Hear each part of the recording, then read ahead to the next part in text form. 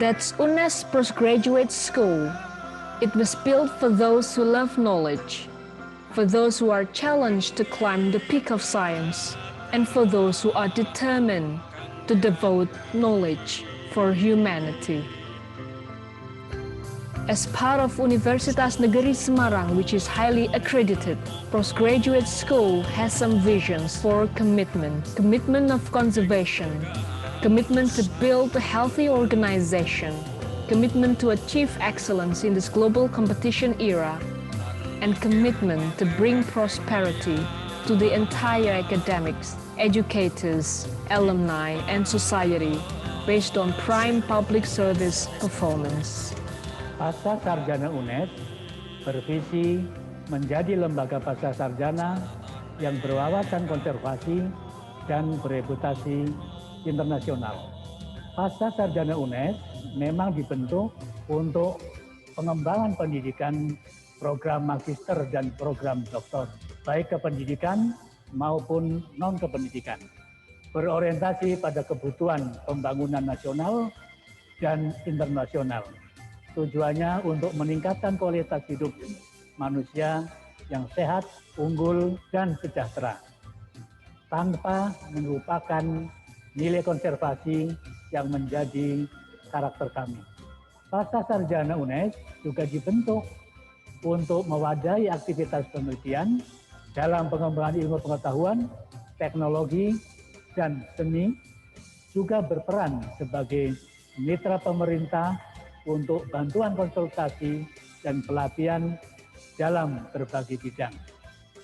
Tak ketinggalan, kami juga mengembangkan kerjasama institusi untuk menunjang penguatan kelembagaan yang bereputasi internasional. Yang pasti, kami tak ingin lembaga kami serupa menara gading tanpa mempertimbangkan kebermanfaatan bagi kehidupan manusia. UNNES Postgraduate School has 21 master's study programs and 8 doctoral study programs. A clean and comfortable place to study will always be the priority for the UNNES Postgraduate School. Anyone who is in the campus area will feel at home pleasantly. This seminar becomes a very important event for the knowledge development of the academics to examine the scientific achievement, ideas, and research findings. UNNES Postgraduate School organized many seminars, both nationally and internationally. In these kinds of seminars, experts in their respective fields were invited to present their intellectual thoughts. In addition to seminars, public lectures are also often conducted by presenting experts in their respective fields. One of the lecturers in the public lecture was the director of Universitas Semarang, Professor Dr. Faturrahman M. Hum, who presented the topic of growing leadership.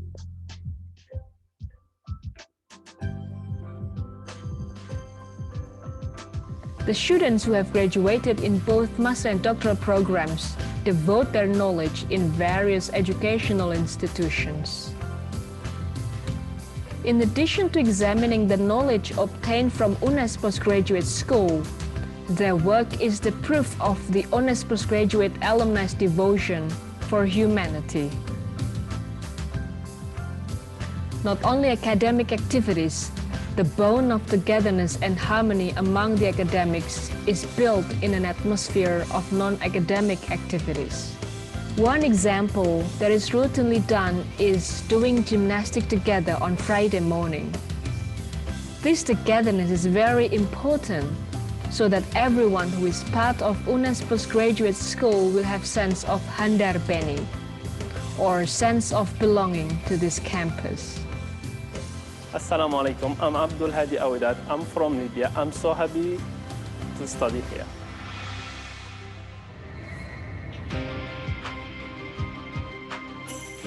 Program Pascasarjana UNNES merupakan bagian dari Universitas Semarang yang mendukung visi ini. Program Pascasarjana memberikan layanan pendidikan yang bermutu dengan standar di atas standar nasional. Kerjasama terus dikembangkan oleh program Pascasarjana ini untuk bisa melahirkan magister dan doktor yang bisa bersaing dan bersanding dengan universitas lain di dunia.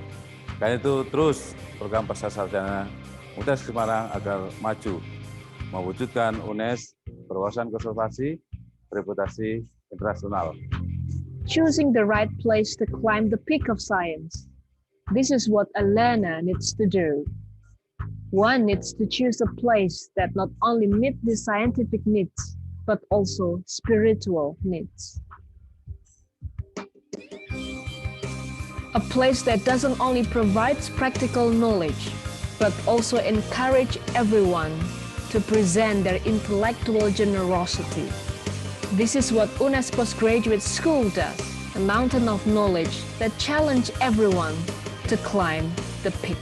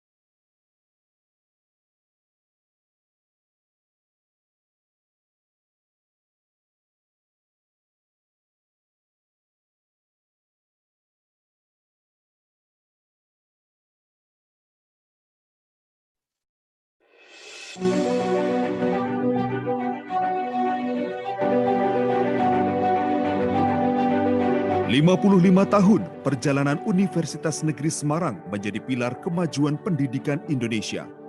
55 tahun mengantar talenta muda mengabdi di berbagai penjuru persada, menebar nilai konservasi, menginspirasi kemajuan negeri. Dilandasi niat mulia mencerdaskan bangsa, Universitas Negeri Semarang lahir tahun 1965.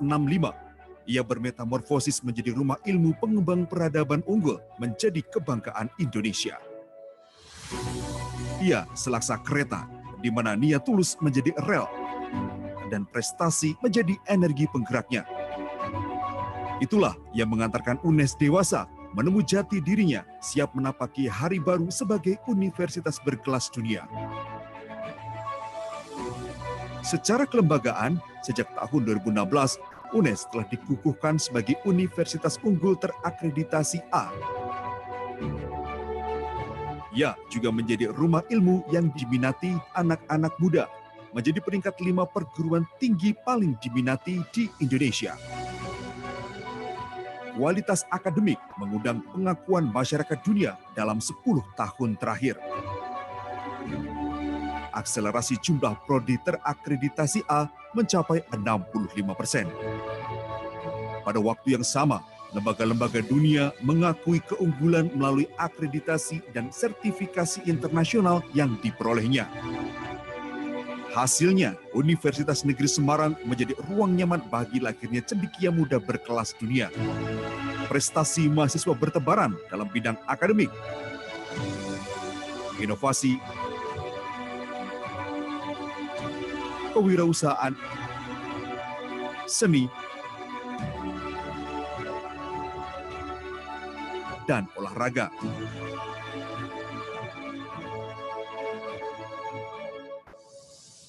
Laksana pohon yang terus bertumbuh, semakin rindang, semakin indah, semakin besar kebermanfaatannya. UNNES unggul untuk Indonesia maju.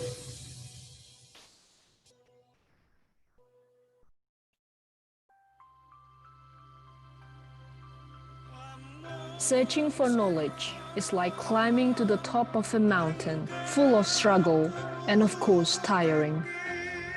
When the climber has been on top, he will momentarily enjoy the view and look down to his life to where he came from.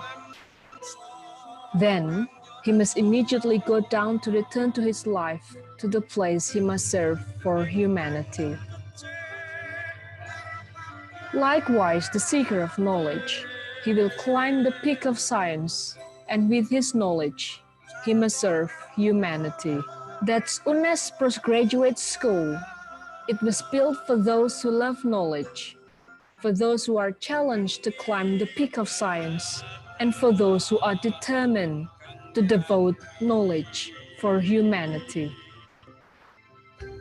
As part of Universitas Negeri Semarang, which is highly accredited, Postgraduate School has some visions for commitment of conservation, commitment to build a healthy organization, commitment to achieve excellence in this global competition era, and commitment to bring prosperity to the entire academics, educators, alumni, and society based on prime public service performance. Pascasarjana UNNES bervisi menjadi lembaga pascasarjana yang berwawasan konservasi dan bereputasi internasional.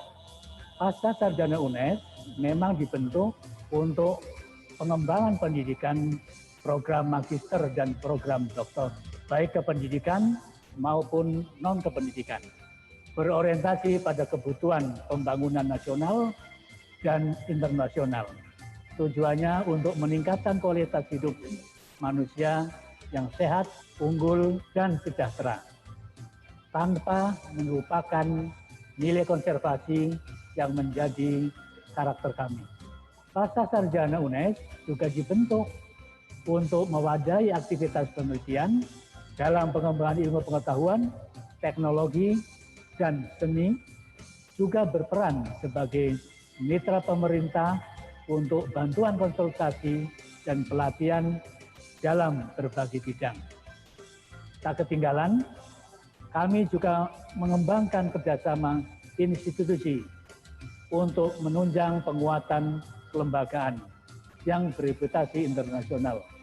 Yang pasti, kami tak ingin lembaga kami serupa menara gading yang asik dalam pengembangan keilmuan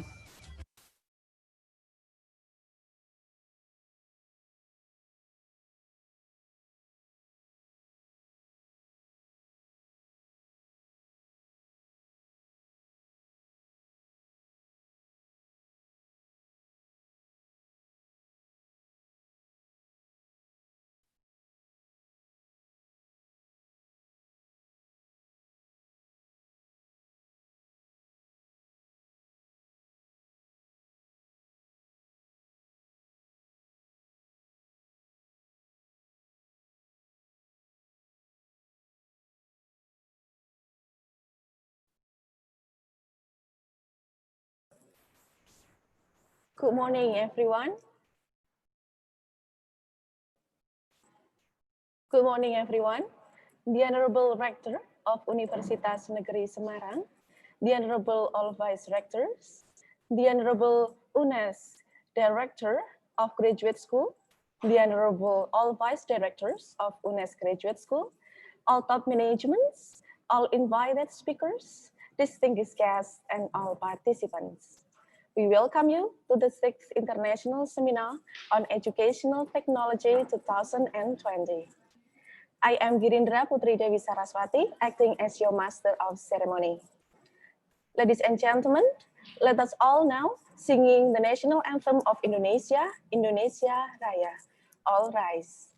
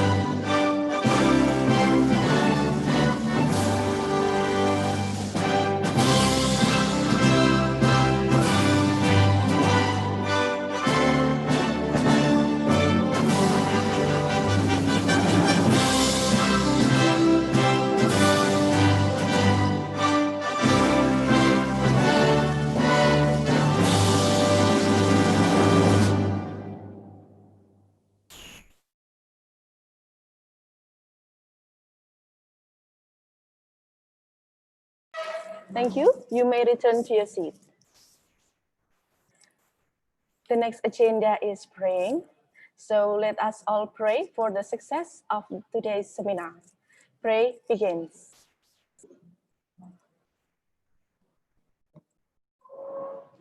Thank you.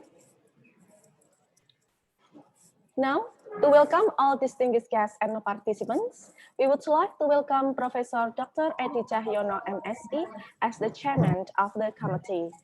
Professor Edi Cahyono, the time is yours.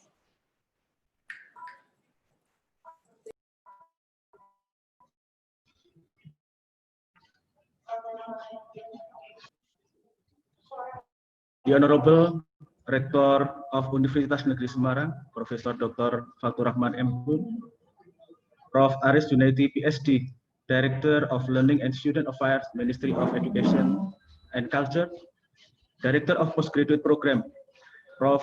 Dr. Agus Nuryatin M.Hum, Head of Study Program at School of Postgraduate Program, Universitas Negeri Semarang, distinguished delegate, ladies and gentlemen, Assalamualaikum warahmatullahi wabarakatuh.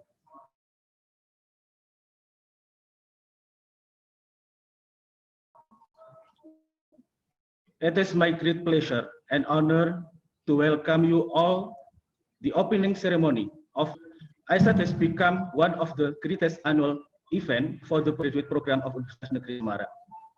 It can be seen from its improving participant and presenter years by years. The SEC ISET 2020 has successfully invited leading scholars, researchers,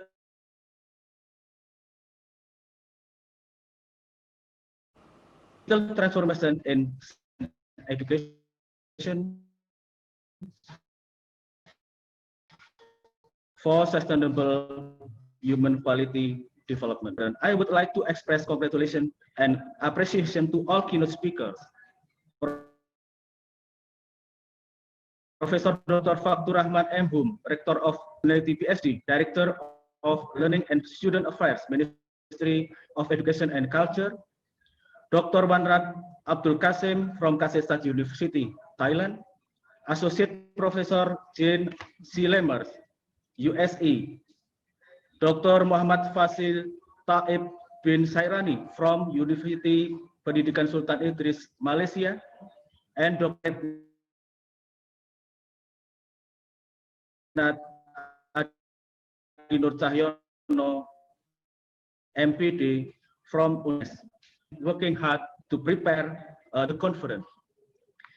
Then it's my honor to say welcome to 143 presenters and 675 participants coming from many universities in Indonesia and some from other countries. This year's conference moved the conference to virtual platform in order to protect everyone's safety and help to the COVID-19 pandemic. This critical adjustment is made to respond to the pandemic as to ensure that knowledge exchange is still happening despite the working of studying at home policy. I wish the conference be successful and reach its goal as mentioned, and I wish all of the presenters and participants enjoy the virtual conference. Thank you very much indeed. Wassalamualaikum warahmatullahi wabarakatuh. Thank you very much, Professor Eddie, for the speech. And now, ladies and gentlemen, we would like to invite our UNNES Graduate School Director to deliver welcoming remarks and to officially open our seminar. For Professor Dr. Agus Nuryatin and Hum, the time is yours.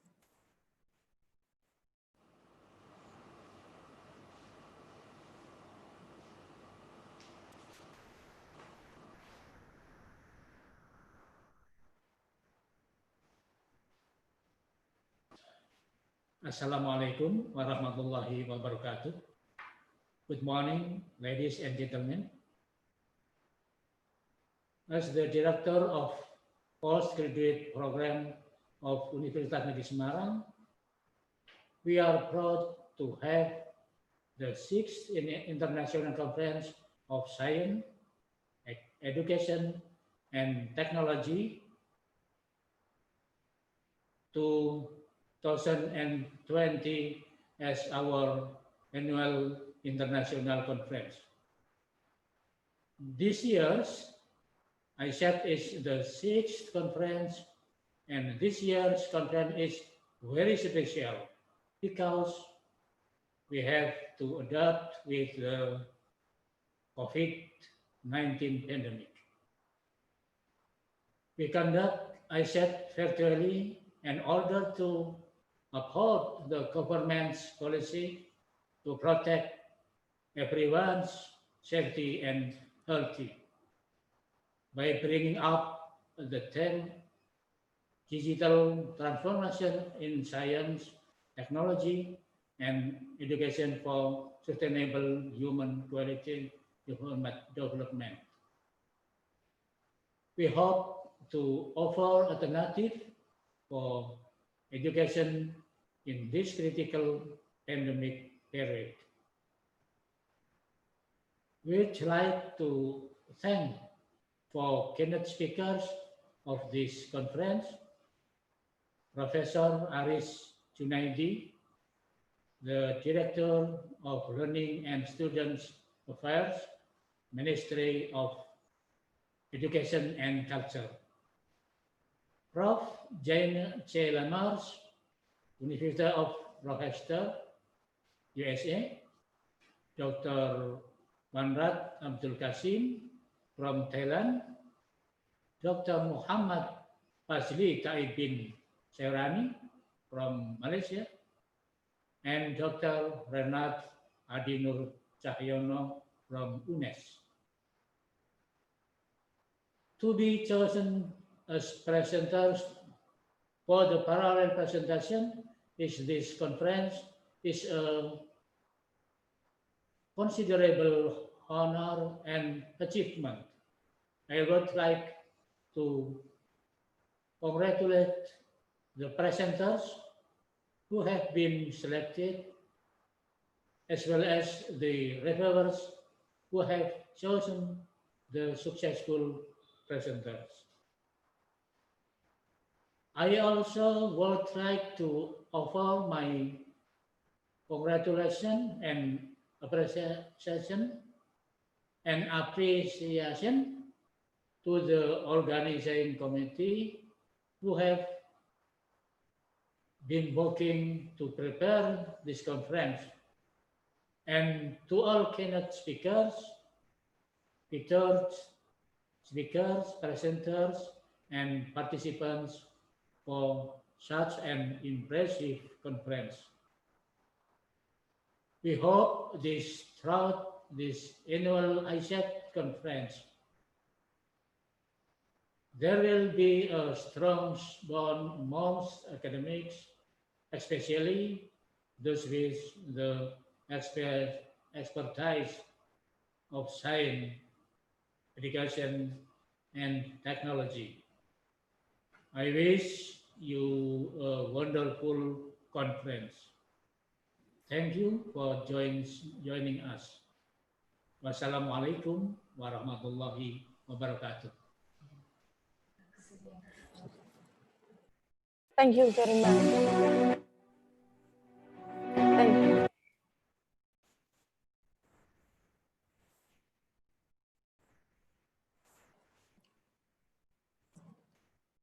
Okay, thank you very much.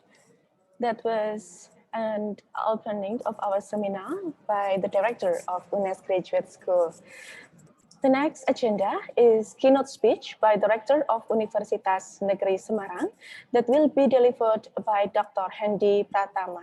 Dr. Hendy, are you here with us? Yes, I'm here. Okay, ladies and gentlemen, Dr. Hendy Pratama is UNNES Vice Rector for Planning and Partnership Affairs. Dr. Pratama, the time is now yours.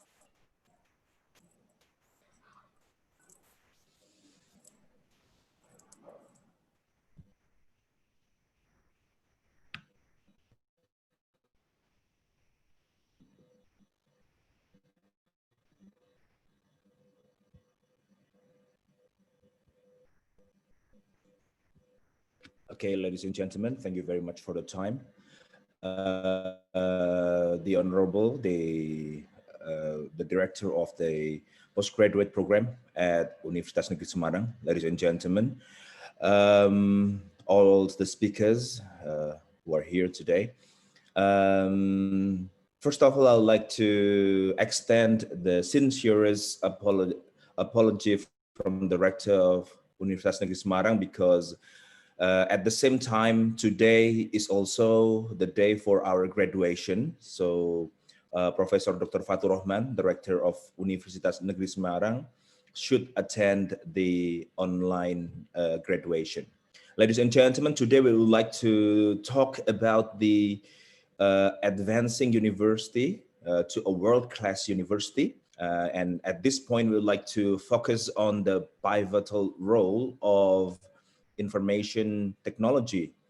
And before we continue, I would like to welcome our distinguished guests and speakers today, Professor Aris Junaidi, from the Ministry of Culture and Education, Dr. Wandrat Abdul Kasim from Pascasarjana University, Thailand, Professor Jane C. Lemers from Rochester University, United States, Dr. Muhammad Fazli Taib bin Serani from UPSI, Dr. Adi Nur Cahyono from our beloved University UNNES. Ladies and gentlemen, welcome to the 6th International Conference on Science, Education and Technology 2020. And this is the 6th time that we have this conference, and it's always with high demand and high popularity. So we keep on having this international conference, and I'm very glad of it. In the past, I was part of the presenters and also panel speakers. Of course, today I'm glad to welcome you all because we are talking about something really important at this point, that is about the digital transformation in science, technology, and education for sustainable human quality development. Ladies and gentlemen, this is part of the our minister's program, that the development of Indonesia relies on human resources. And of course, empowering and liberating teachers must be our first priority. And UNES should be ready to be one of the centers of excellence of Indonesia educational institutions. That's when Nadiem Makarim, our minister, met our rector in 2019, and that is his exact words on how UNES should be contributing to the country. And before we start, I would like to introduce you to our vision, and our vision is to become a conservation-oriented university with international recognition. At least there are two parts here. The first part is the conservation part, that we need to work hard on being one of the highest ranked green universities in Indonesia based on UI green metric. And also part of this vision, we would like to build a house of knowledge or a house of science to build a better civilization. That is a very noble vision, and we are step by step trying to improve our university to that for UNES in 2020 and 2024. And at the end of 2024, we are hoping that we have the Science Techno Park that is at the level of the research university. And as at the same time, we would like to be a teaching university as an international teaching institute of higher education, and we like to be the reference and also the center of excellence of the teaching institute of higher education. Ladies and gentlemen, these are 5 preference programs designed by our rector. We focus on the excellent human resources, and we are stepping forward to achieve the status of International Teaching Institute of Higher Education. And also, we now focus in 2020 to 2024 on the international accreditation and certification. We also put so much effort on innovation, publication, and investment. And the last but not least, the good governance and also excellent service. This one thing in 2016, we are very proud of, that we are accredited A as an institution. This is not an easy achievement, not such an easy endeavor, because there are only a few universities in Indonesia from 4,000 universities who get accreditation of A. And at UNES now we are doing this development planning for information technology related to learning, governance, conservation, health, social, and management. And go through some examples that we are doing at UNES. We are developing our own management system, teaching and learning management system. We call it Elena. And we have this menu of smart learning management system And here we can see a very small part here, Dr. Adi Cahyono, who will be one of our speakers today. And he himself really put his time and energy to develop this with our IT team. We are doing this personalized learning, assessment, smart classroom, and we try to connect that with our video conference system and also library management system with the journal and directory.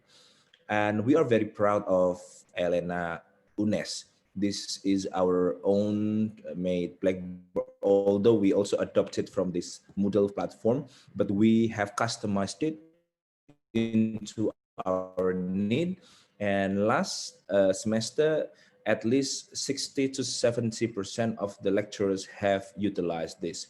Our target is this semester, we are going to use 100% of Elena for all our lecturers and teachers at Universitas Negeri Semarang. On top of that, we're trying to add up some of the other systems to improve the digital transformation at our university. We have teaching management system and also financial system. We have office system. Here we have the asset management system. We have the human resource system. We have this the lecture task system, and also this one is on the research and community service system. We have this community service for students and also teaching internship. Basically, we have all of the systems on one integrated website called apps.unes.ac.id. We would like to have an integrated, full of feedback and also informative system, and that we are having that now, which helps us to transform our digital need, but also it will be improved time by time. It's not perfect yet, we understand, but we are doing it's gathering some of our needs and we need more of the improvement. Related to the development of the pandemics now that we have, we try to adopt the cutting edge technology here with the AI, artificial intelligence system. For everybody who enters the building, we try to scan without using the old thermogun. Now we have this new system on how to detect the probability of someone who get the coronavirus. But that's also part of our work on digital transformation at Universitas Negeri Semarang. We also work very hard on the UNES green transportation, and also we work hard on the zero waste management system. Right now, we have this this waste management system who can translate into zero waste, because our waste now is reduced into some products and no other waste is going into the environment. And to close my presentation, that I think this survey taken from the teachers and educators from the United States can help us understand what we need in the future. The value of educational technology, the teachers said that 88% of the teachers and the educators believe that educational technology reinforce and expands concept. That's how we believe that technology is actually helping us, not really disturbing or disrupting our life, but it is helping us. And 79% believe that educational technology is helpful in responding a variety and learning styles. 58% of the respondents said that we need to have this interactive whiteboards, which currently we have few at UNES, but now we try to improve the numbers. And also the students now, they have their own tablets and also electronic readers, and they need to use that. Now we are actually encouraging the students to use more of the technology like tablets or cell phone. Long time ago, like we tried to ban them from classrooms, but now it is part of our educational system. Now, the needs for success is that 63% they wish they had access to more content to use technology.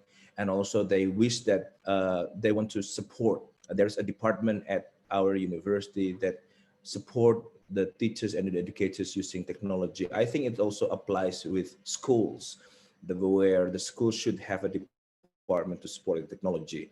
And also 86% believe that we need to put more training on technologies. Basically, if the technology is there, people should be trained to use them. Otherwise, it wouldn't be as good as we would like to have it.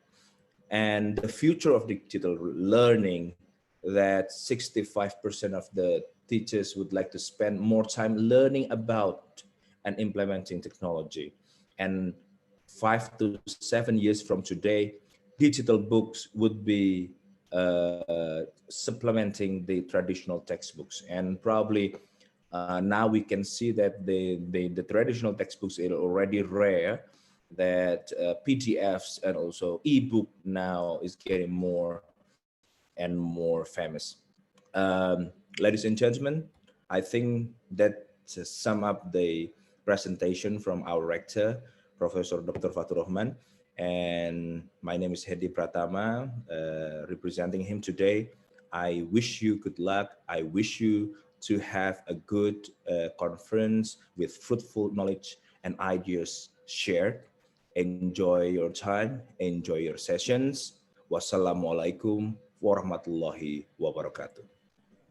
Waalaikumsalam warahmatullahi wabarakatuh. Thank you very much, Dr. Hendi Pratama, for the keynote speech. Okay, so ladies and gentlemen, the next sessions after the keynote speech is the speech from Professor Aris Junaidi, PhD, the Director of Learning and Student Affairs, Ministry of Culture and Education, Indonesia, and also Professor Jane C. Lemers from Rochester University, USA. Right now, we are still trying to connect with Professor Aris Junaidi. While we are waiting for the connections, I would like to announce some important information to all presenters and participants. For all presenters, we will provide you with the URL of the Zoom link of each room of your parallel presentations in the chat box later on after these sessions. And for all participants, you can choose which one of this all Zoom room that is provided, the one that you think is interesting, and then you can just choose by clicking the URL that is provided there. Baik, saya ulangi lagi dengan bahasa Indonesia.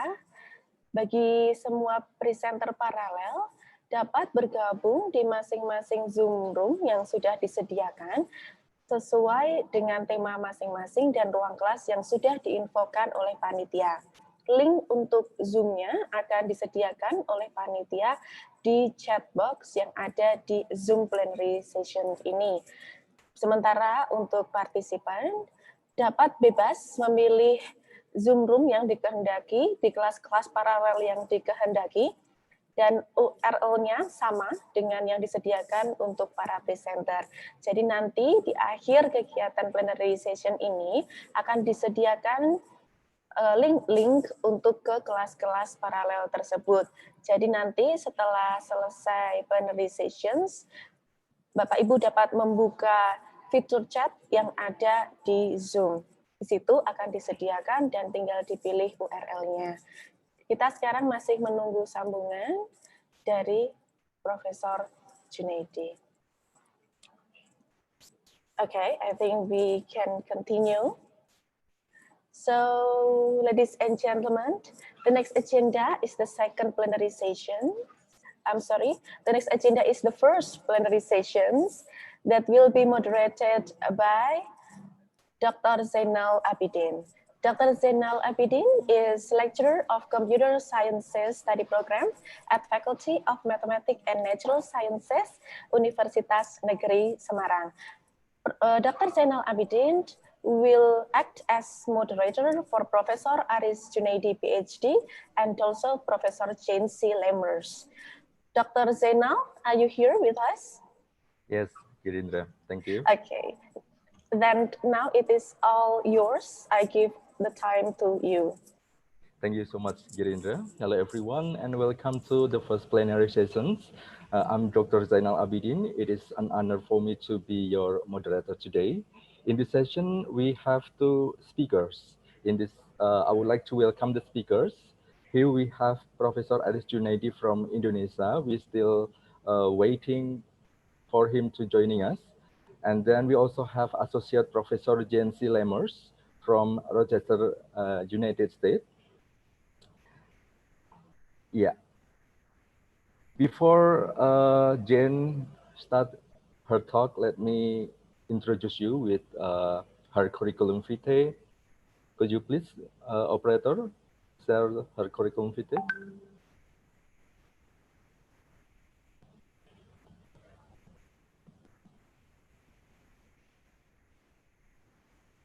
Yes, operator, could you please share Jane curriculum vitae? Thank you. Jane Lemmers directs the Secondary English Teacher Preparation Program and is an Associate Director in the Center for Learning in the Digital Age, leading initiatives related to informal settings and building the capacity of graduate student researchers. Prior to joining the Warner School in 2011, she taught graduate and undergraduate literacy education courses and English language art reading at the secondary and post-secondary levels. Lemmers' research explores adolescents' interest-driven digital literacy practices, largely through qualitative case studies and virtual ethnographic methods. Her work recently took a global turn when through a Fulbright United States Scholar Grant from 2019 to 2020, she began collaborating with alumna Puji Astuti PhD. She is one of our faculties in Universitas Negeri Semarang to study the digital literacy of secondary students in Semarang, Indonesia. Today, Jane Lemmers will talk about empowering digital literacy to inform education lesson from Indonesian youth. Jane, the time is all yours.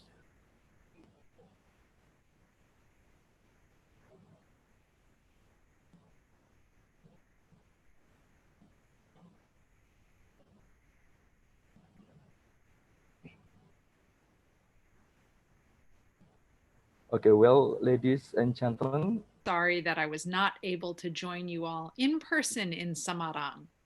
And in this session, what I'd like to do is build a little bit of a rationale for why I focus on digital literacies and what I mean by that. I want to share with you a little bit about the study that I conducted with Dr. Puji Astuti last year.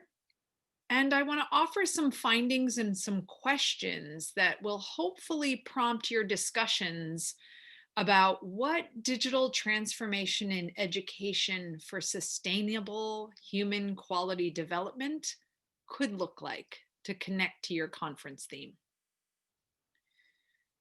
So when I was in Indonesia last year, I spent a lot of my time at the beginning of presentations building a rationale for why people should focus on digital literacy.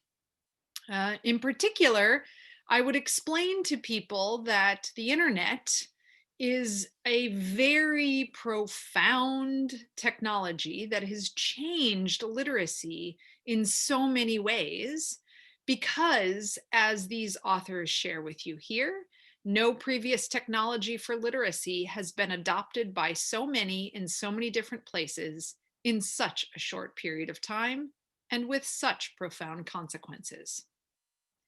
Now, this day, because of our current context, I no longer have to build a case for why this matters, right? Because we all know that COVID-19 has had a dramatic impact on education. At its peak in terms of implications for education, which was about the middle of April, there were 192 countrywide school closures. You see that impacted more than 90% of the world's enrolled students in both public and private institutions, from pre-primary all the way up to tertiary levels. So even here in Indonesia, from what I've read, more than 69 million learners were impacted.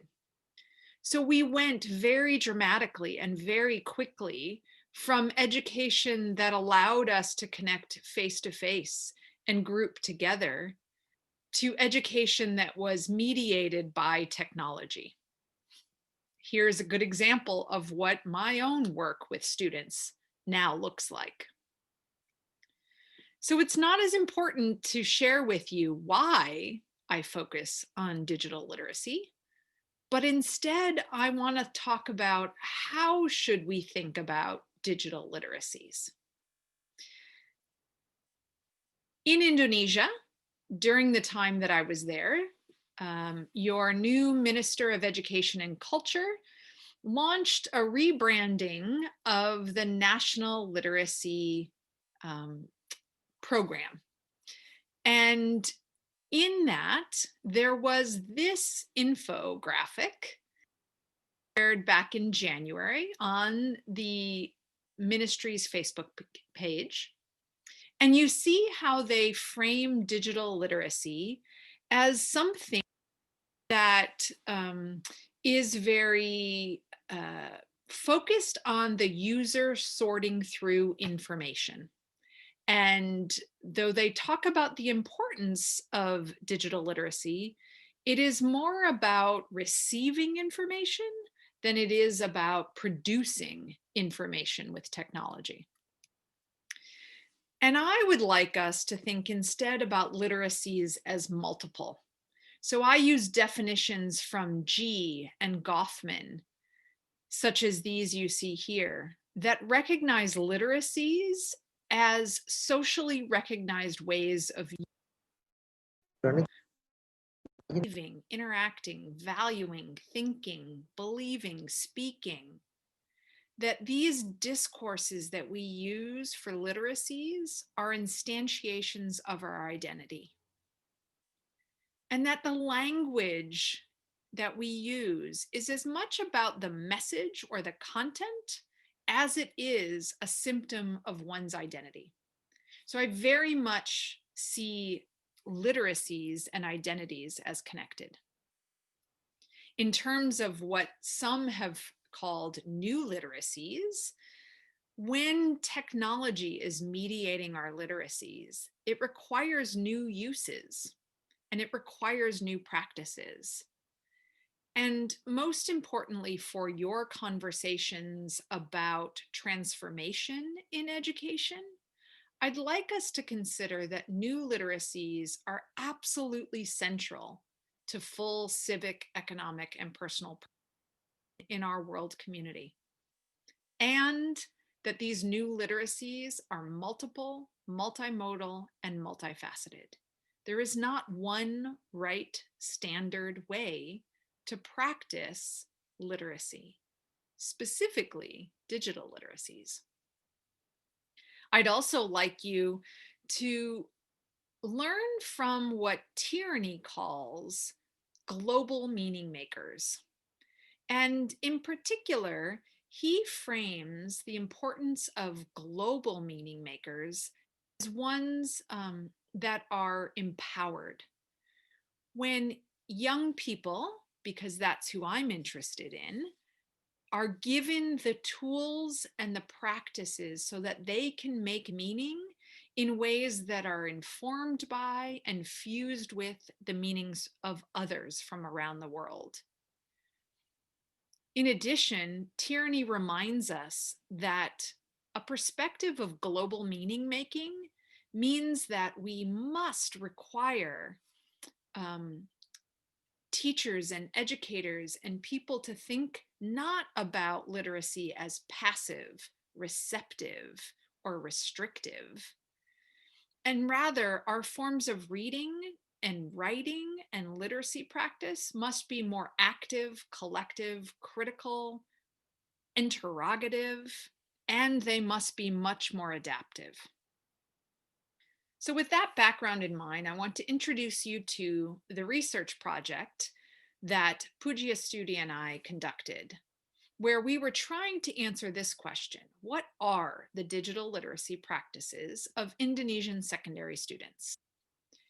We designed an exploratory case study using mixed methods so that we could build knowledge about how, when, where, by what means, and for what purposes Indonesian young people engage with ICTs, or information communication technologies.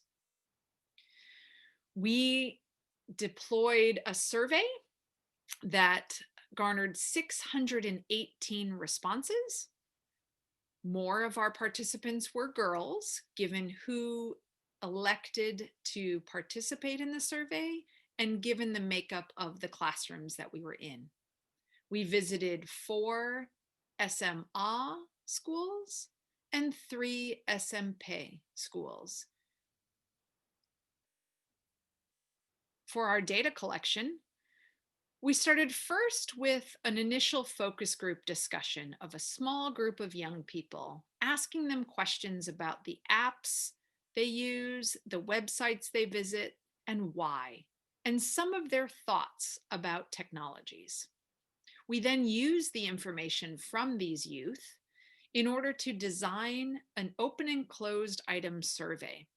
And this survey was also based on other surveys that have been deployed by scholars who study other literacy contexts, such as Asia and Australia.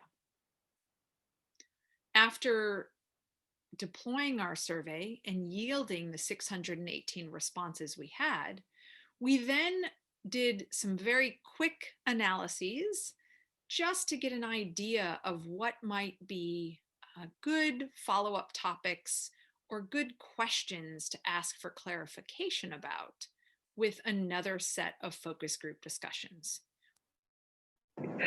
7 secondary schools and spoke with a group of either 4 to 6 young people who had completed the survey. Dr. Astudi and I are engaged in a process of abductive analysis with these data. And abductive analysis requires that we begin with what's surprising in our data, and that we become very skilled observers who use the theories that we bring to our research to sensitize our observations so that we might recognize their potential relevance for the broader community. That process of coding and analysis involves systematic defamiliarization and theorizing as we trace various semiotic chains of meaning, looking for explanations that offer some meaning about the observations that we've made. So here I want to share with you some of the surprises, and I'm going to share 2 with you this morning.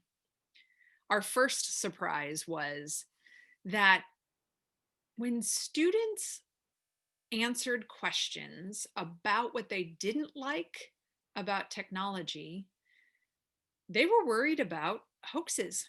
And this is unsurprising considering the recent elections and all of the concerns across Indonesia about the veracity of data and worries about fake news and how they get spread. But in our focus group discussions, we learned that these young people actually have some good ideas about how to prevent hoaxes.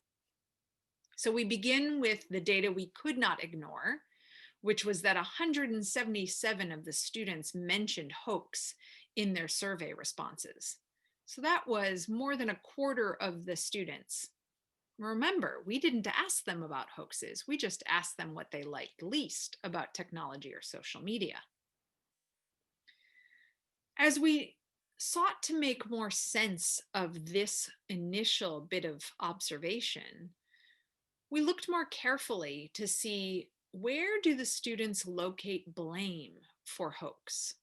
Some, as we see here from the young woman, locate the blame in the technology, saying that there are sites that spread hoaxes and cause cybercrime.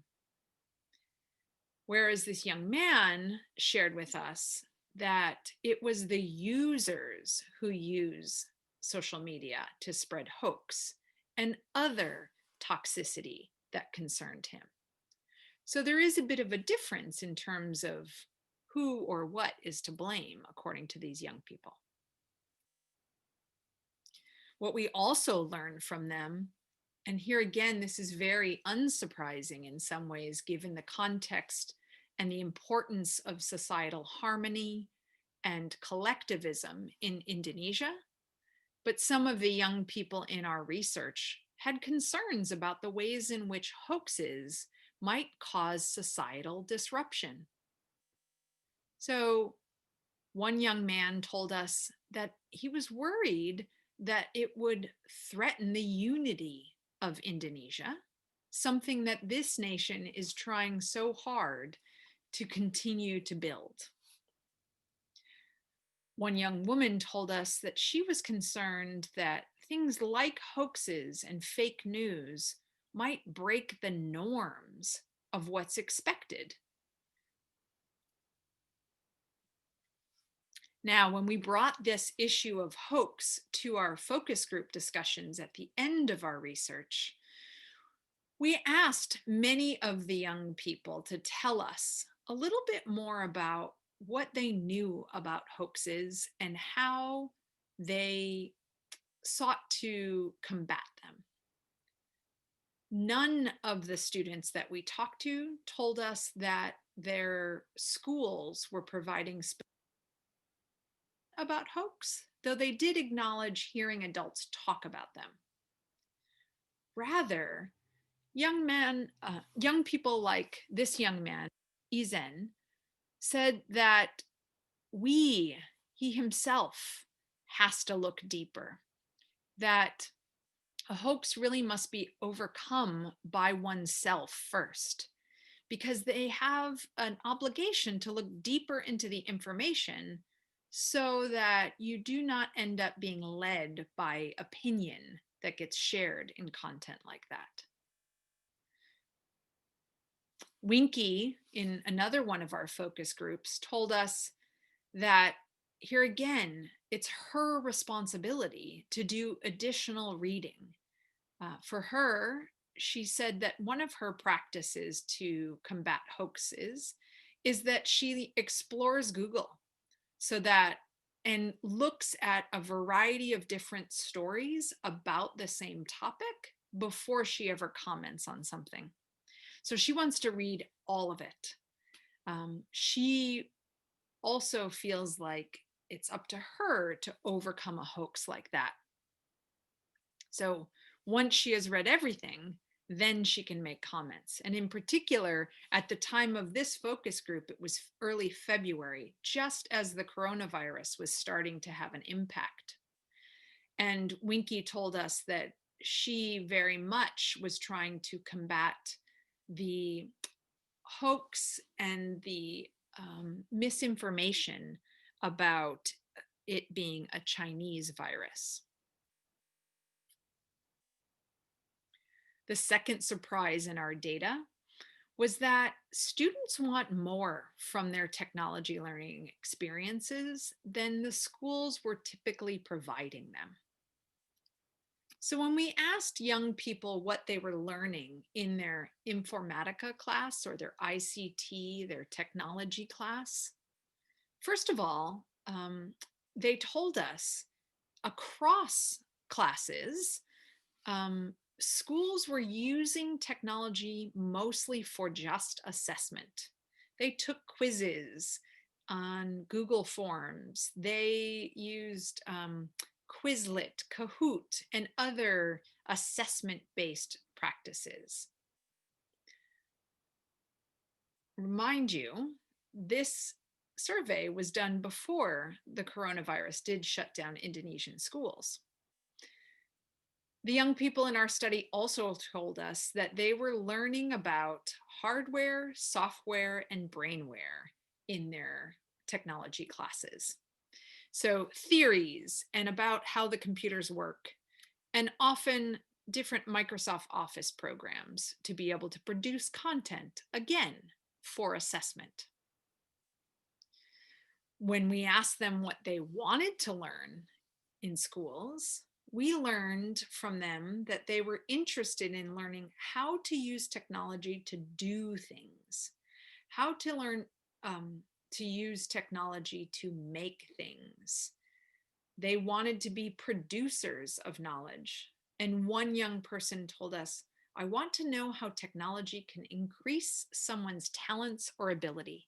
So as you consider questions about human development and the role that technology has to play, we might consider that there is this mismatch between the possible identities that are available through digital literacies and the way that they are presented in schools.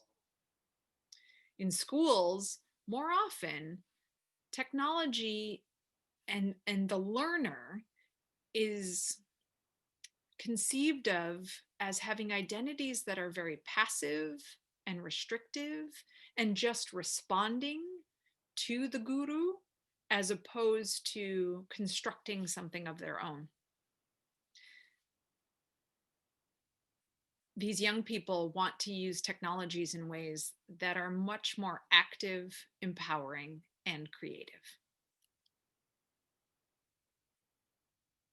As I finish up here, I want to leave you with some questions to consider.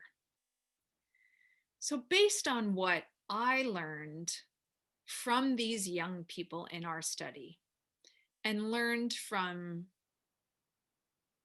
starting to make sense of some of the initial surprises in our data, I wonder if you can ask yourself, how are you using technology in ways that open up possibilities for learning, that encourages the production rather than the consumption of knowledge? Second, how is your use of technology in education encouraging learners to develop empowering identities that will contribute to the well-being of society and of themselves? And finally, now that COVID has interrupted all our norms and disrupted our practices of education, how can you seize the opportunity of this disruption to transform digital learning from a new literacies and a global meaning-making perspective? I thank you for your time and attention. I thank you for giving me this opportunity to share with you a bit about the research that I had the opportunity to do there in your lovely country and at UNNES last year. I appreciate all of the input that Dr. Puji Astudi offered throughout my research, and I appreciated having her as a partner in this research. And I look forward to hearing your questions and your thoughts. If I'm unable to join in the live session, please know that I provide you with my contact information across a variety of digital platforms because I really authentically welcome your questions and your further comments on this research. Terima kasih. Yeah. That was a very interesting presentation from Jane. We actually still waiting Jane and Professor Aris for joining us in this first plenary sessions. So yeah, while we waiting, I need to what do you call that, like emphasize what Dr. Lammers just explained to us. So Dr. Lammers sees the opportunity to use the COVID-19 disruptions to education as a chance to transform the way educators think about digital literacy. So digital literacy is not just how individuals receive information, but also producing information. Dr. Lammers also said that in terms of what some have called as new literacy, when technology is mediating literacy, it is required us to bring new potential to literacy tasks that take place within those technologies. So new technologies are central to full civic, economic, and personal participation in the world of community. She's also said that new literacy are multiple, multimodal, and multifaceted, and that positions young people as global meaning makers in ways that require replacing their passive ideas about literacy with more active, critical, and productive notions of digital meaning making could be.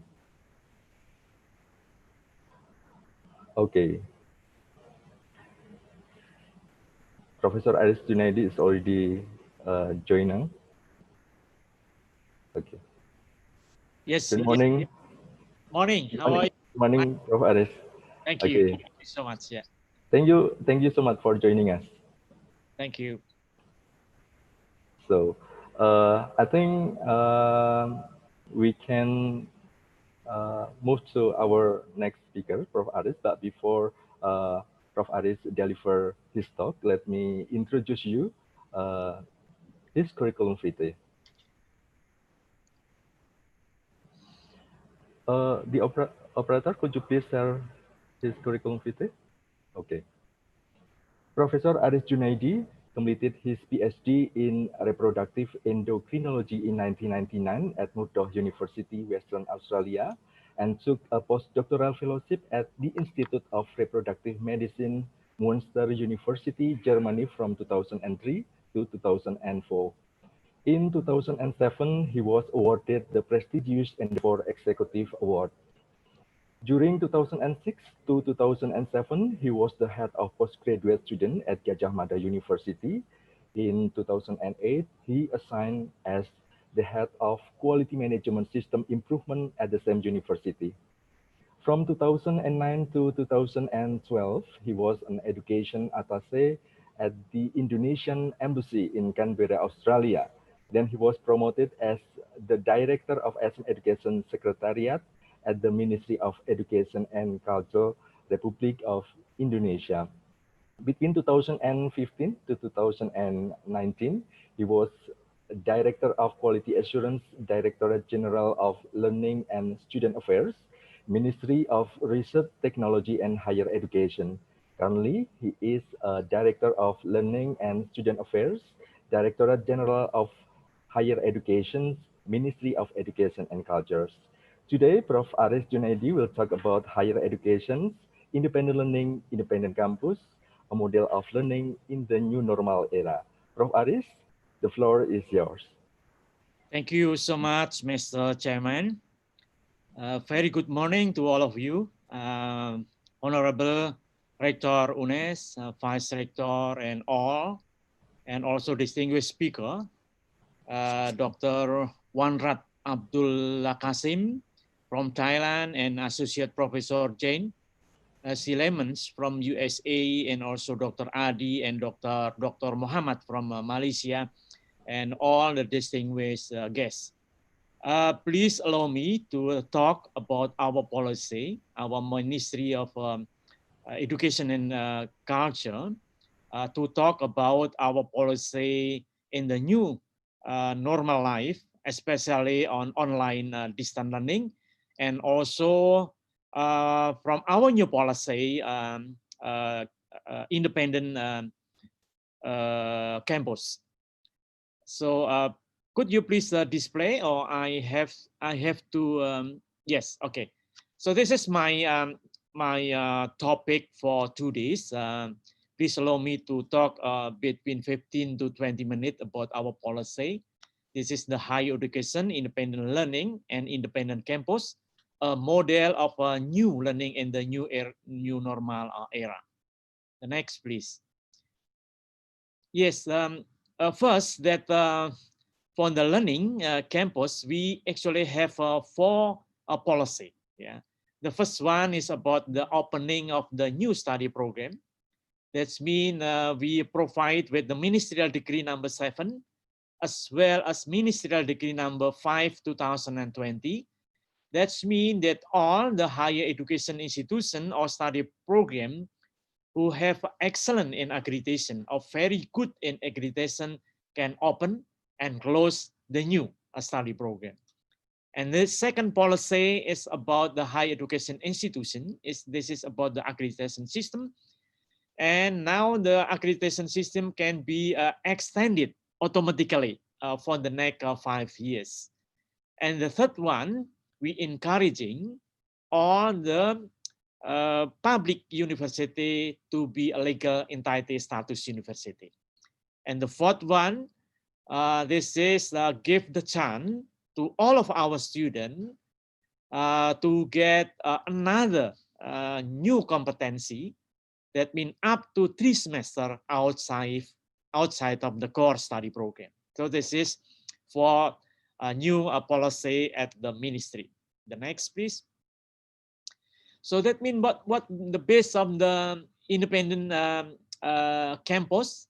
So that means, as I mentioned earlier, that the possible the chance to our student to take the credit outside the university up to 2 semesters or equivalent with 40 credit. And plus that student can also take another credit at the different study program at the same university for 1 semester or equivalent to 20 credit. The purpose of this, that student can gain another competency, another competency outside of the main competence. And also we encouraging the lecturer as a mover, as a dosen penggerak we call, lecturer as a mover. So that means the lecturer can use another form like intensive and community services, and then presenting practitioner like a lecturer from industry. If necessary, we also using the recognition prior learning, and also the project involving the student. So this is actually the main independent campus. The next, please.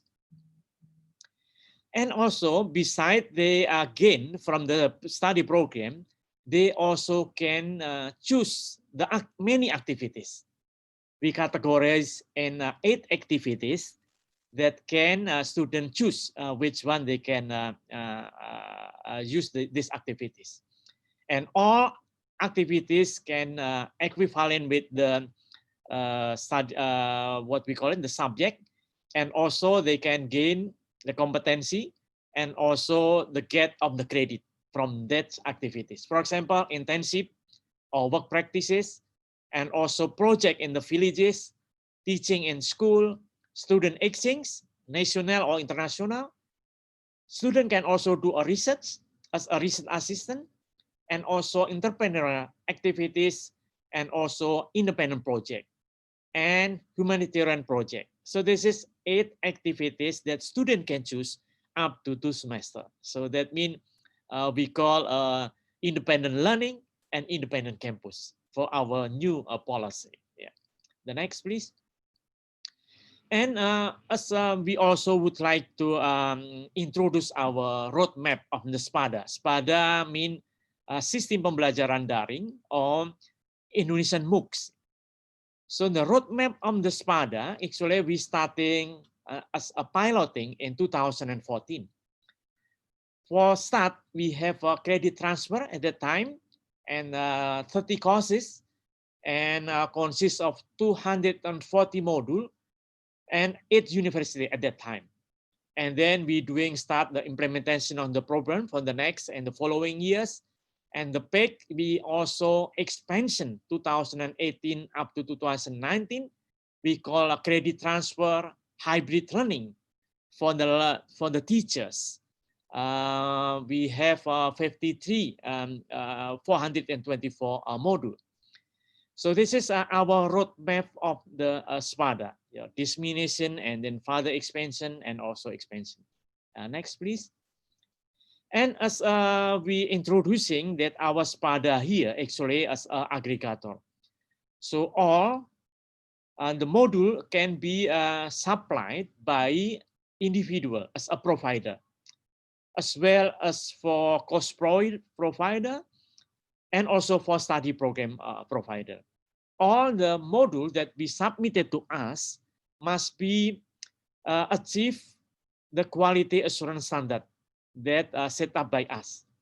So one, they achieve the minimum standard from our quality assurance, then we launching as a services, as a open content, as a open courses, as a online courses. So that means all the student, for our student, our lecturer, our university, or even public can access these services. Yeah. The next, please. And why we using the SPADA? Yeah, SPADA is the first Indonesian higher education MOOCs for higher education that we have now. And all the content and material has passed quality tests from Directorate General of Higher Education. So that means all the material is minimum standard. And the third one, also facilitating the credit transfer activity between university and integrated with the campus, Merdeka program or independent campus. And also the last one, the benefit of the SPADA, because the learning management system that can be used by all lecturer and student in Indonesia. So that means we have two platforms here, a SPADA and also kuliah daring. That all this can be accessed, what we call it freely from our student, from our lecturer. Yeah. The next, please. And now, so far, the SPADA here, we have open content about 293. Open courses, we have 441, and online courses 342. Plus, from the project of the 7-in-1, we have online courses 102, and also online courses from the student exchange is about 29. So all that we have on a SPADA platform. The next, please. So we would like to more detail, a bit more detail about our SPADA, Sistem Pembelajaran Daring Indonesia. Currently, up to the end of 2019, we have 179 universities that involved in this program. And also as a partner we have a 210 university partner. And the student now access with using the SPADA is around 23,093 students, and the share content from the university is more than 252. So this is what we have now is about 293, 441, and online courses 342. And the peak, we would like to this is my what we are very proud that our platform have been using 18,103 teachers. As everyone probably know that our teachers, to be professional teachers, they have to continue a professional program first. Yeah. So to get the professional program, they have to enroll for 1 year's program. But by using our platform, we call hybrid learning, 18,000 lecturer, 18,000 teachers, we using the what we call it hybrid learning with this our platform. And then we provide 53 study program. And for the batch one is around 6,775 teachers. And then batch 2 and batch another batch 2, so total 18,103. And all with this hybrid learning, they pass the competency test. The pass is around 18,563 using the hybrid learning. So that means around 90% all teachers pass this exam and got the certificate. Then we call the professional teachers. And currently about 804 is unfortunately they not pass in the national exam. So that means the Sepada Indonesia is very helpful, yeah, to all our lecture, our teachers, our students use this platform. Yeah, we are proud of this. Yeah, the next, please. So in the near future, we also running or opening what we call an ICE Institute in the near future. ICE Institute is like a marketplace of online courses. So the resources for e-learning is come from the higher education, from the industry, for MOOCs, for the individual community, and then these all resources will be applied and submitted to learning courses. And then after that become a marketplace. So that means students can choose what they want. Yeah, the degree and the certificate, they can get it from the market online courses. And then next, please. So this is the business model that ICE Institute that will be developed and will be running soon, will be launching and running soon. So that means student can choose the list of the degree that on the ICE Institute. They can choose a list of courses. And then after they can target the courses, then they just enroll the payment and then learning process. And then they will get acknowledgement or certification on what that degree that they are choose. Yeah, this is the model. The next, please. So that means the online courses as a marketplace here, as a gallery of online courses offering in Indonesia, as a national e-learning registry throughout the process of verification and curation. This is a flexible learning, freedom learning, so they can learning anytime, anywhere, anybody, and access equality, quality across time and space. And then we also, the student can get a certificate of accomplishment as online courses, and also we can do the transferring of the credit earning or transfer scheme. So this is what we would like to develop in the near future about the ICE Institute. All is already ready, so we will be launching soon. Yeah, next. So the function of the ICE Institute that we are developed here, just verify and curate and register online courses, and then manage online courses as a gallery, as a marketplace, and then just manage the record of learning experiences and certification of the student. Yeah, the next. So that means if we are positioning, where is the position of the ICE Institute, yeah, Indonesian ICE Institute? Just if we are here from the supply demand, supply driven and demand driven, we are on the demand driven, because the need of this from our student, from the millennial generation is very huge. So we have to provide the flexible learning that everybody can learning everywhere, anytime, what they want. Yeah. So this will be open soon. Next, please. So this is the higher education in new normal. Next, yeah.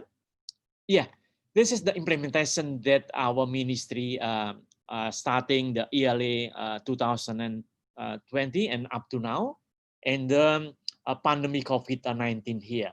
We are providing the platform as a SPADA that we are mentioning, and then second one, we also provide the kuliah daring. Kuliah daring here is for the university with the limited online resources. As I would like to let everyone know that we have currently is 4,700 higher education institutions.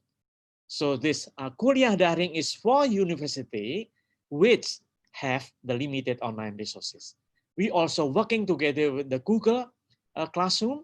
We have around 52 study program that launching in the kuliah daring. So now student, lecturer, university can have two platforms here, SPADA and also kuliah daring. We also have a partnership with the telecommunication provider.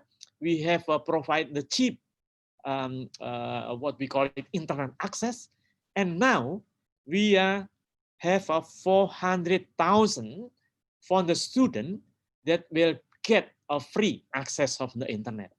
That now for the next four months, we provide the funding for the what we call it the internet access for student and also for lecturer for the next 4 months for free. Yeah, and also we also have a training and capacity building for more than 100,000 lecturer to have and to know what about the online learning, how to make a module, how to prepare, how to make an assessment.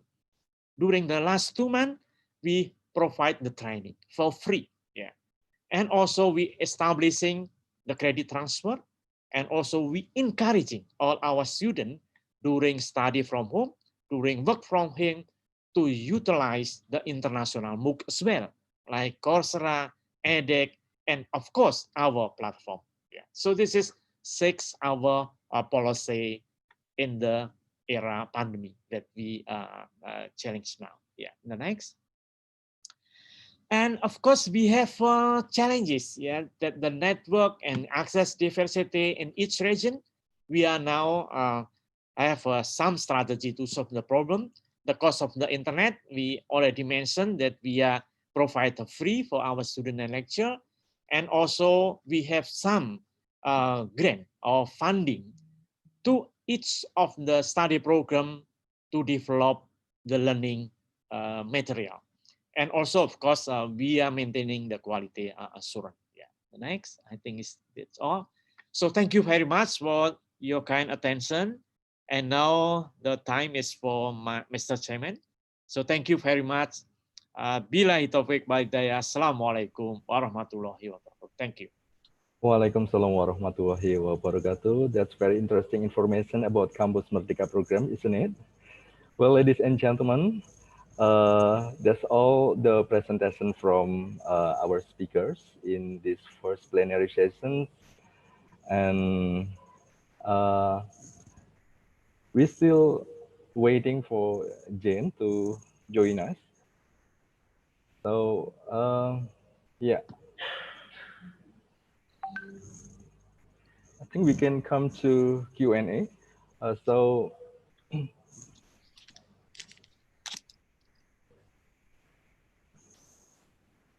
Okay, I'm waiting the committee.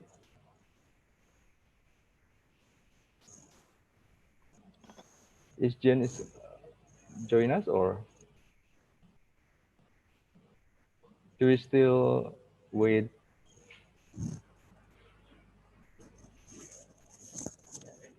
Q&A. Okay.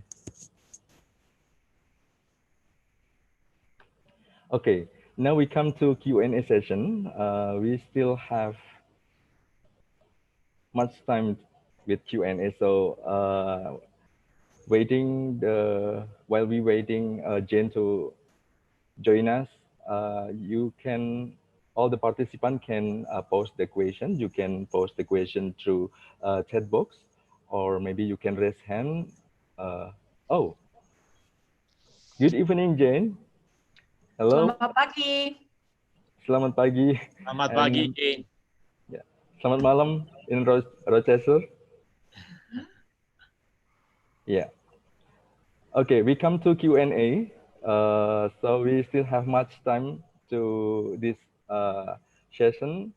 So I'll let all the participants to post the question. You can post the question through chat box, or maybe you can raise hand. We will open up your mute. So maybe anyone Can I first say, wow, look at all the people? Okay. 717 people on Zoom? Yeah, that's fantastic number, right? Wow. Yeah. The big participant. The big Hi, Jane. participant. How are you, Jane? What time there? It is 10 or 22:20. Oh. So 10:20 p.m. Okay, nice to see you. Yeah. Yeah, Nice Jane, Jane, we already presented your slide to all the audience, and then yeah, that's very interesting material from you, and I think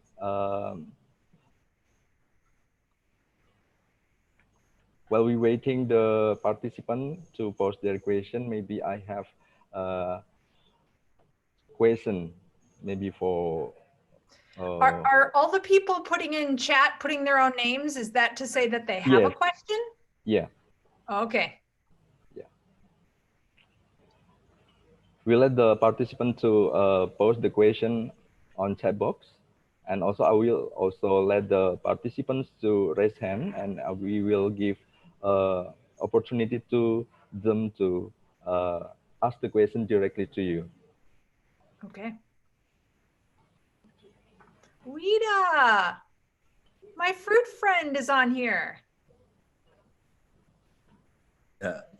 First of all, Pak Zainal, maybe I would like to ask one question for Pak Aris and one question for Bu Jane. Okay, please. Pak Aris, I'm representing the director because the director is on the graduation today, so his apology and send his best regard to you, Pak Aris. Thank you. And also Jane. Pak Aris, one question for you is that now we are currently in the situation where we would like to put Kampus Merdeka Belajar in action, and the complication is on the number of the networks that we have to share the MOU and stuff, because if there are like 50 universities who like to work together, we need to arrange each and every student and each and every courses, and we are doing that now. Do you have any idea on how to simplify the process so we can do whatever we can do now in this very complex network and situation? And that's my question for Pak Aris. And my question for Jane. Jane, you mentioned the abductive analysis on your presentation, and do we have the parallel of this analysis or system that we are currently using at the qualitative research? I'm saying that, is it possible that we are actually doing that without realizing that it is an abductive analysis?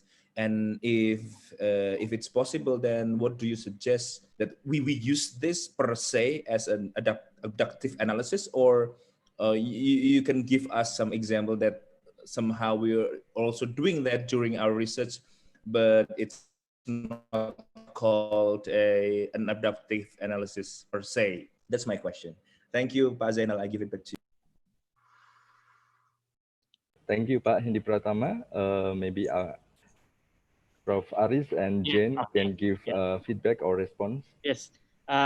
Excuse me, Jane. I will answer first from Pak Hendi. Thank you for your question.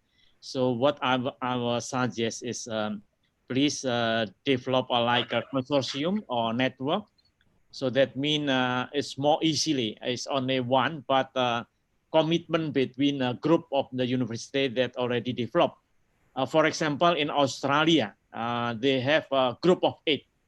So group of 8 mean 8 university in one consortium. They claim that they are all in 200 top rank in the world, for example.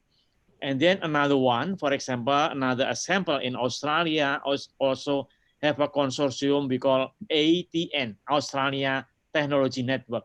So all that are concerned on the technology become one of the consortium. So something like that. Yeah. For example, if UNNES have one vision and mission is similar, they can have like a consortium. So that means a group of the university that have the similar vision or mission. So that means you don't need to develop one by one per university. So this is our suggestion. Thank you, Pak Andy. Thank you, Pak Aris. Prof. Aris. Yeah. Maybe Jane, you can give a response from Mr. Hendy's question. Thank you, Pa Hendy.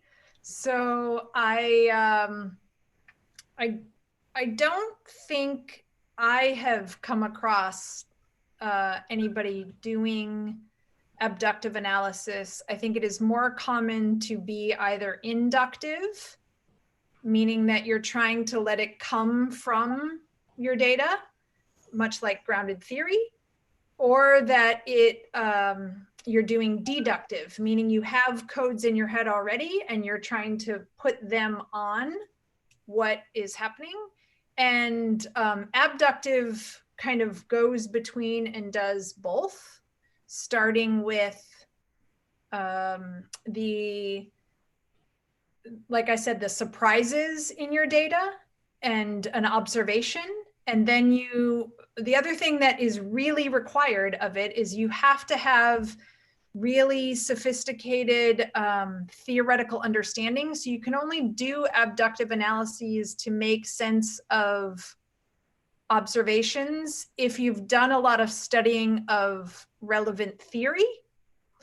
And then you're trying to make sense of this chain of meaning to trace, like, so for our example in hoaxes, to start with the surprise of why are they all talking about a hoax, to then use our understanding and our theoretical understanding of critical literacy to then be able to identify what Winky and ISET had to say about how they were combating hoax, and to be able to name that as a critical literacy practice that they were doing, I think is something that would be required to do abductive analyses. Thank you, Jane. Okay, Yes. thank you. So nothing's parallel, then I have to learn about that then. You need to do the work, Hendy, and Yes, read I the have book. to learn like then. Yes. Thank you, thank you. Okay, thank you. Pak Hendy, are you satisfied with the response? Yes, Okay. I'm glad I have the answer. Okay, thank you so much. Yeah, there is one question from chat box. Yeah, actually the question is already answered by Jane, but I think Jane can explain again the answers. So the question is, besides enhancing digital literacy to resist hoax, is there any ways to build a hoax resistant for our young generation? That question for Jane, and I have one question for Prof. Aris. I was wondering about the readiness of stakeholders with Campus Merdeka program, because at this moment we usually see from academic perspective, but we really don't know about whether our stakeholders like the company or maybe other third parties ready about this Campus Merdeka. I mean, they're ready to accept our student or accept our graduate. Thank you. Maybe Jane, you can answer the question first. Sure. So I was asked in the chat box what we could do to help inform the current younger generation about hoax. And I think what Bupuji and I believe is that in some ways they are already doing better than educators and adults give them credit for. So one thing to do would be to encourage adults, teachers, parents to talk with young people about hoaxes, because they're hearing the conversations about them. So they know they exist. They know it is something to be feared or worried about. But as we found in our research, none of the participants reported having explicit instruction in schools about what to do about hoaxes. And I think that's a missed opportunity. So taking what, should I smile for the camera? I see somebody taking a picture. Yeah. Very Indonesian. I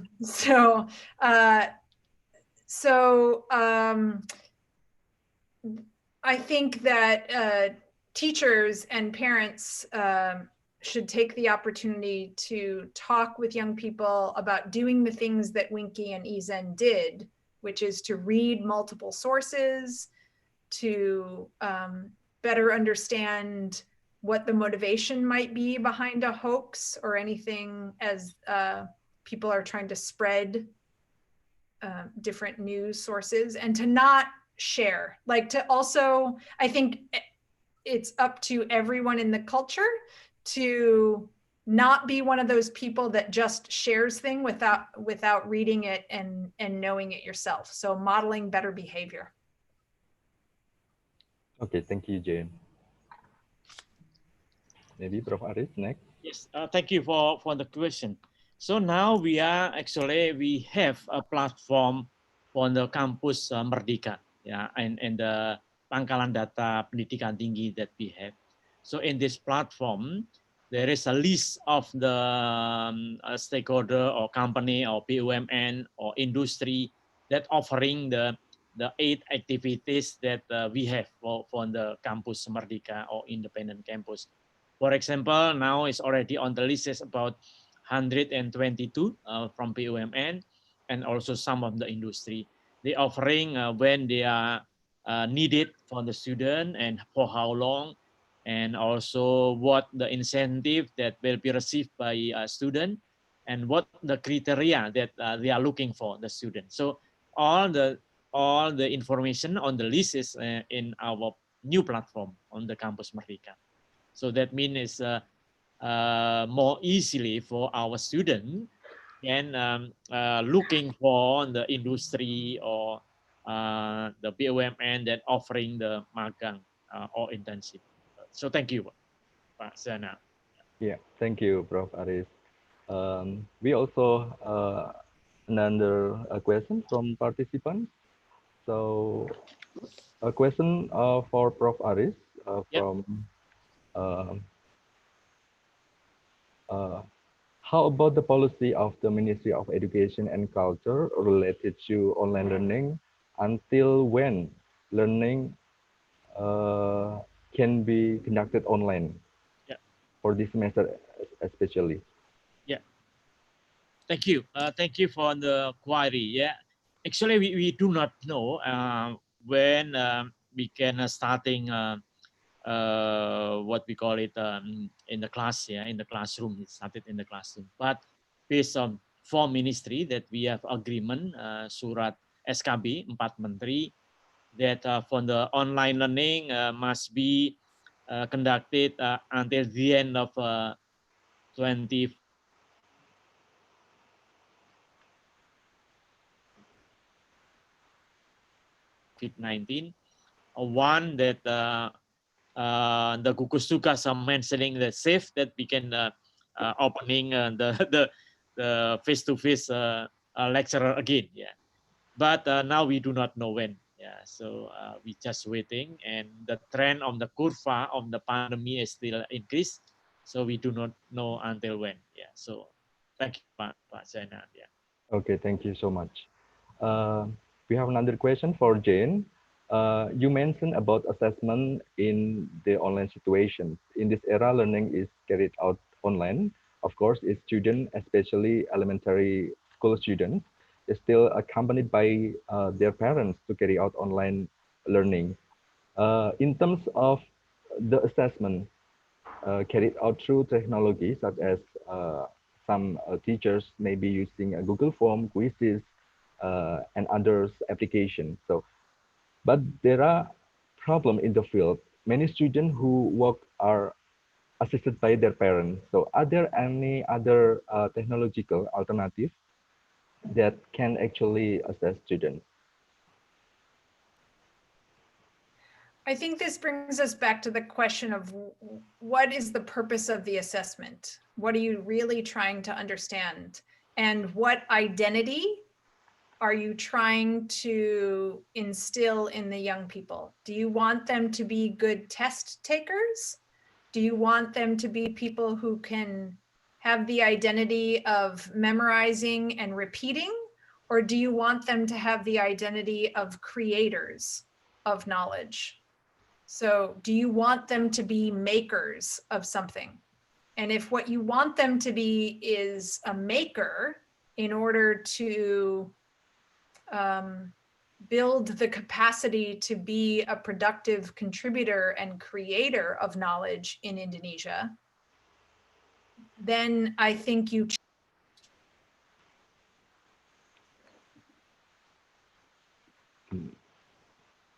Jane, are you?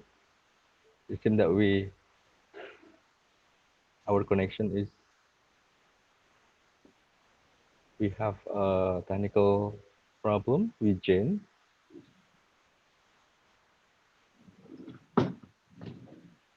Hello, Jane. Okay, it seems that we have a technical issue with her connection. Okay, so while we waiting Jane to reconnect, I think we have one question from the participants to Prof. Arif. Yeah. What is the next step in learning to get real freedom and to get freedom in digital literacy? Oh.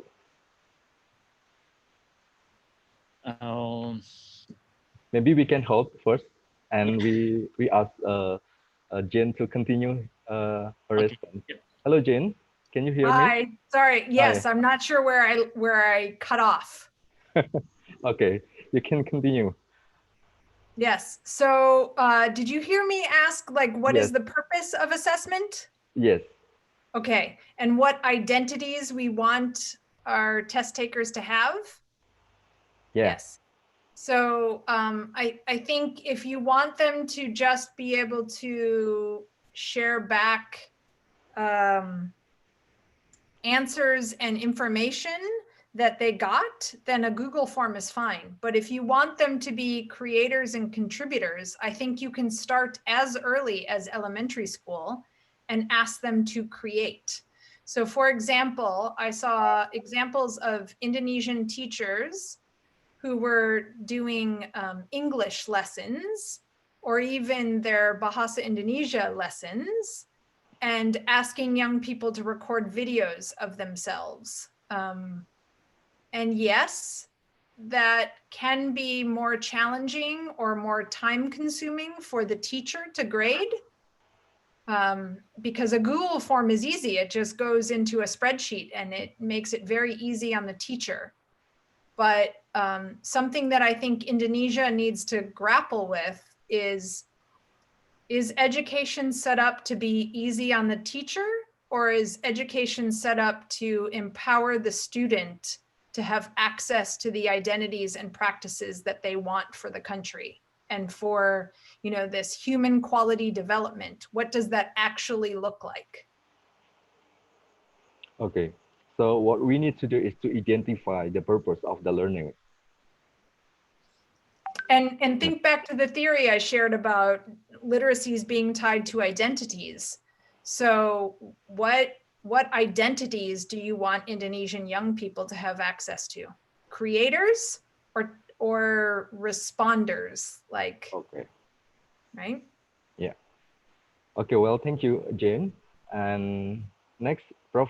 Aris, the question, maybe I will yes, please repeat, Pak. Yeah, I will repeat the question again. What is the next step in learning to get real freedom and to get freedom in digital literacy? I think this question is also related to Jane as well. Maybe Prof. Aris can give response first. Yeah, sorry. Actually, I do not get the question, but what we call it independent learning actually is to give a chance for our student to get another competency outside of this main competency. So as we know that when we study at one of the study program, they have to achieve the learning outcome from that. But from the independent learning, they can give a chance to student to gain another competency outside the own learning outcome. So this is actually basic the learning independent. And then for the online learning itself, actually, we have to maintain this not only on the during the pandemic, but for the future. That online learning is also very, very important for all of us. I think. So, okay. yeah. So thank you, Pak Sena. Yeah. Maybe what I also don't get it about the equation actually, but maybe what the participant want to ask is how to get real freedom, because when we said about freedom, because yes, actually, sorry. To participate in a program, there are some requirements. So that's not actually freedom, maybe like that. Yeah, actually, the freedom is actually freedom to learn from everywhere sources. Actually, Okay. what we are encouraging. So we have a SPADA, we have a Kuliah Daring, but please using also international MOOCs that's already provided in everywhere. Yeah, Coursera, edX, and also we give a chance to students to get online a program for overseas, any university in overseas. So that means the university or study program must what we call it accept it what the student can get it. So this is in principle of the freedom, Pak Zana. Okay, thank you. Yeah, still with the same questions regarding the effort to promote digital literacy. What is the role of like us as a lecturer to educate the society and minimize the negative impact of hoax? Jane? So what lecturers can do to minimize? Yeah. I think the lecturers can probably do the same thing in terms of modeling their own good practices about not spreading things that they haven't verified themselves. The other thing is to, you know, if you feel like something about hoax might be related to your course material, ask your students, poll your students, survey your students about what their understandings are of hoax and how they handle them. So start with asking, what do they already know about them? But then reinforce the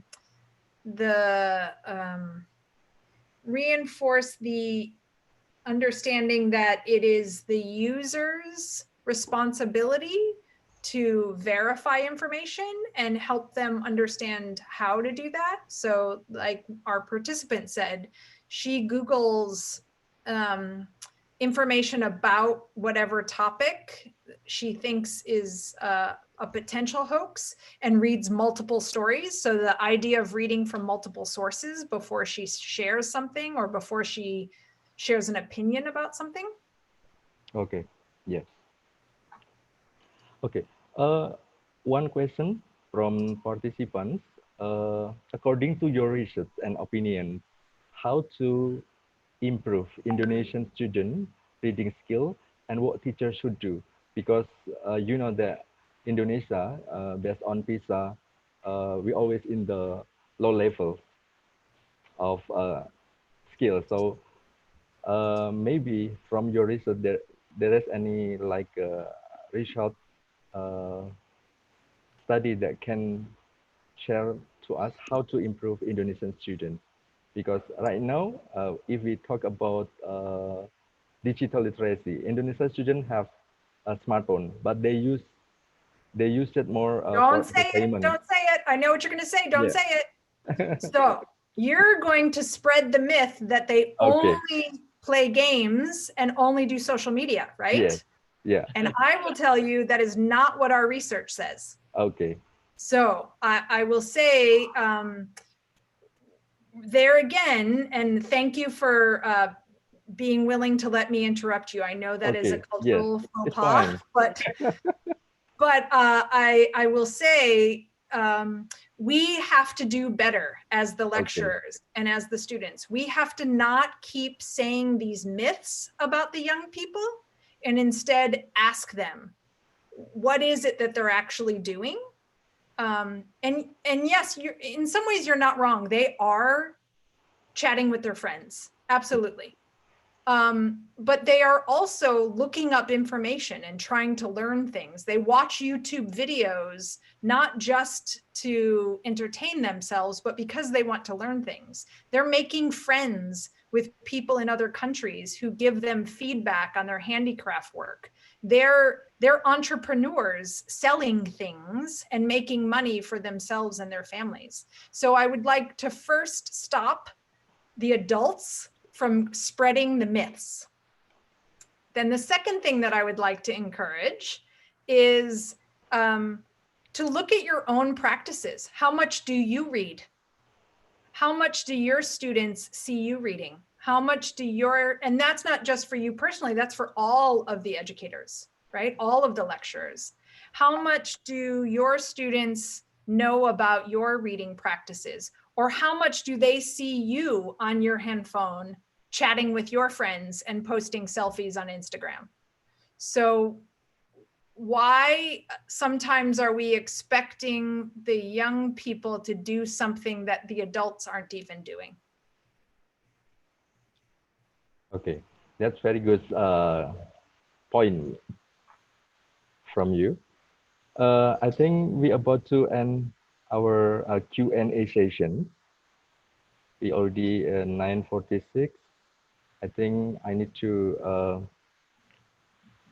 conclude this first plenary session. So from Prof. Aris, independent learning, yeah. I will conclude what you have explained to us, and also I will also conclude what Jane already explained to us. So from Prof. Aris' perspective, independent learning, independent campus program is the answer to innovative learning model for Indonesia students. To the 8 optional program, it is expected that the program can give the student a new experience and exposure to increase their capacity and ability, which also will support the fulfilling of learning outcome. And then from Jane, what I can conclude is when the student engage with technology, they not only have concerns about how social media and other technology may be used to spread hoax, but they also know how to draw on critical literacy practices to combat those hoaxes. The student want to learn more active, empowering, and creative use for technology than what they typically experience in school. I think that concludes our session today. I do hope that we gain something fruitful from this plenary session. Thank you so much once again for Prof. Aris and Jane for your time. Terima kasih. Terima kasih, sama-sama. I do hope that, yeah, I do hope that this pandemic is gone and we can see you here in Universitas Negeri Semarang. I hope so too. Okay. Okay, thank you for all the participants for your attention. I'm Dr. Zainal Abidin. Remember to stay safe, stay healthy, and back to you, Girindra. Thank you, Dr. Zainal. And thank you also for the insightful presentations for all first plenary speakers. Thank you, Professor Aris, and thank you, Jane. Long time no see, Jane. Oke, sebelum saya lanjutkan, saya informasikan kepada seluruh peserta webinar untuk tidak menyampaikan kehadiran di fitur chat, karena fitur chat digunakan untuk sesi tanya-jawab. Daftar hadir akan dibagikan dalam bentuk link pada akhir sesi nanti. Untuk para partisipan dapat selalu membuka chat box dan mengecek apakah link presensinya sudah ada. Mohon untuk tidak menyampaikan kehadiran di fitur chat sekali lagi, karena pertanyaan-pertanyaan dari partisipan yang lain mungkin tidak akan terbaca oleh moderator. Terima kasih. Dan juga jangan lupa untuk partisipan yang ada di kelas paralel, yang nanti pukul 1 akan mengikuti kelas paralel, untuk dapat selalu mengecek fitur chatnya, karena URL untuk Zoom di tiap-tiap ruangan akan dibagikan di fitur chat. So for all parallel speakers, please always check your Zoom room, because the URL for each parallel sessions will be provided in the chat box after these sessions.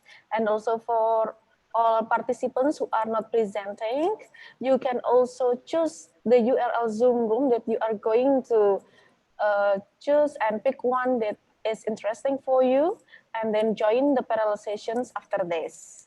Okay, ladies and gentlemen, I think that was a very interesting sessions that we have in the previous plenary sessions. The next agenda is our second plenary sessions that will be moderated by Ms. Sri Wuli Fitriati, PhD.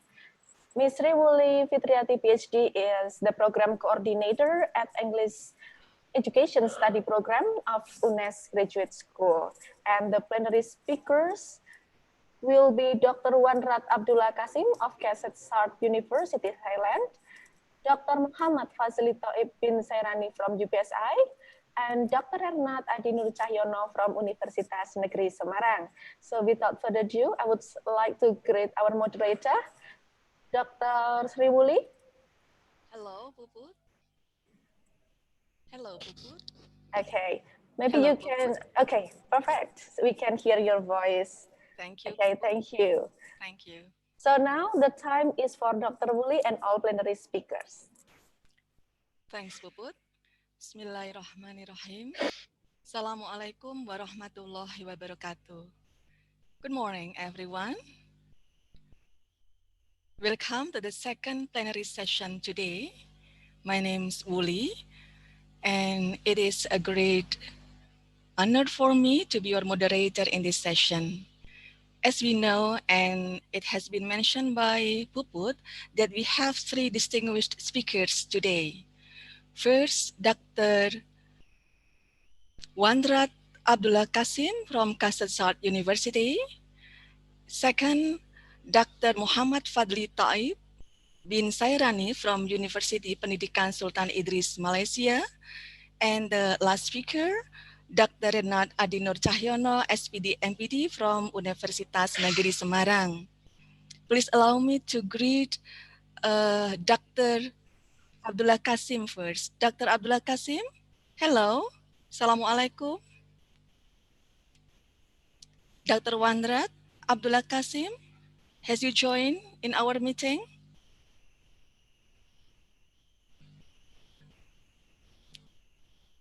Not yet. Well, how about Dr. Muhammad Fazli Taib bin Sairani from Malaysia? Hello, Dr. Fazli Taib. Assalamualaikum. Hello, Waalaikumsalam everyone. warahmatullahi wabarakatuh. How are you? How are Hi, you? everyone. Hello. Nice to see all of you. Around 700 participants, right? Yeah, right. Nice to meet you too. Thank you, doctor. How should I call you? How You should can we call call you can call me Fazli because my name is so long, so you can call me Fazli. Okay, Thank you. good. Dr. Fazli or Pak Yes, Fazli. yes, Okay, yes, thank yes. you. What time is it now there? 10:53 Malaysian Okay. time because we Exactly. have different 1 hour, right? Okay, right. Thank you. Now let's welcome, let's greet Dr. Adi Nur Cahyono. Hello, Dr. Adi. Halo, morning. Assalamualaikum warahmatullahi wabarakatuh. Waalaikumsalam warahmatullahi wabarakatuh, Pak Adi. Yeah. Look great. Thank you, Pak Adi. Well, ladies and gentlemen, because Dr. Abdullah Kasim is not here yet, perhaps we can start from Dr. Muhammad Fazli or Dr. Fazli. But before that, let me explain that each speaker will talk about 20 minutes. Yeah, after the three speakers presented, we follow by question and answer for about 15 minutes. And during the talks, the chat room will be disabled. Okay, by the end of the third speaker already presented, we open the chat room. Yeah, because to give us more space to viewing and listening to the speakers. Well, Dr. Fazli, do you think, is it okay for you to start for the first? Doctor, I give my video. You can. Oh, okay. Video. Before that, let me read shortly your bio note, okay? Yeah, sure. Yes. Thank you. Host, please show us the bio note. Host, Mas Aji or Mas Melody, can you please show? Okay, thank you. Yeah, ladies and gentlemen, Dr. Muhammad Fazli Taib bin Sairani graduated summa cum laude from Universitas Gadjah Mada, Indonesia, with a doctorate in Performing Arts and Visual Art Studies. The research was on dance education in the classical court dance heritage of Yogyakarta. He received his master's degree in drama and theater in creative movement education at University Science Malaysia, Penang in 2014. Bachelor's degree in creative arts with dance concentration at University Malaysia Sabah in 2007, and diploma in performing arts or acting in 2004 at University Technology Mara. His research focuses on dance education and dance heritage through non-formal education, creative movement education, and sociology of dance. He also actively engaged with people and society to conduct a dance aerobics, ballet dance therapy class.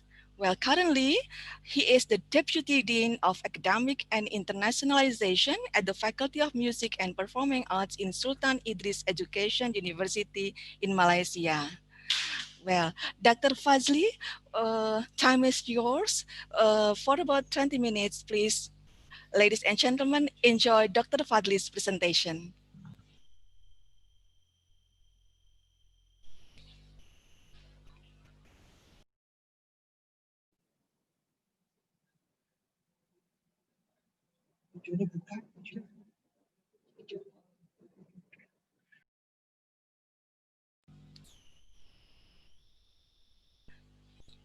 Yeah, the host is still in the process of viewing the slide, Dr. Fazli.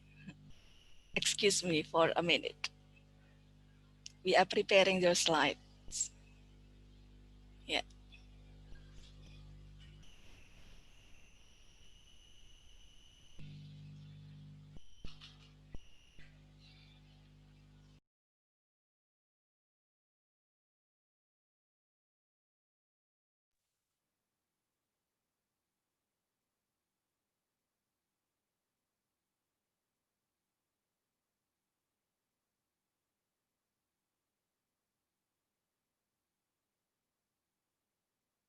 Sorry, I can hear the voice. Can you hear the voice? I can hear the voice. You can. You can. Okay, now. Cool. Okay, that's good.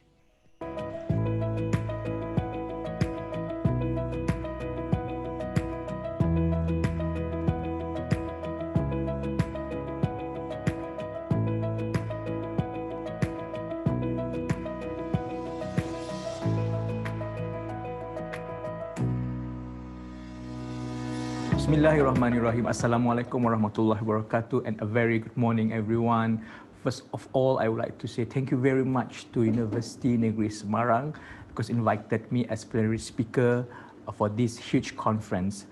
So for today, I would like to present a very interesting topic. The topic is collaborative learning among dance students in teaching and creative movement course, coping strategy of practical dance classes during COVID-19 pandemic.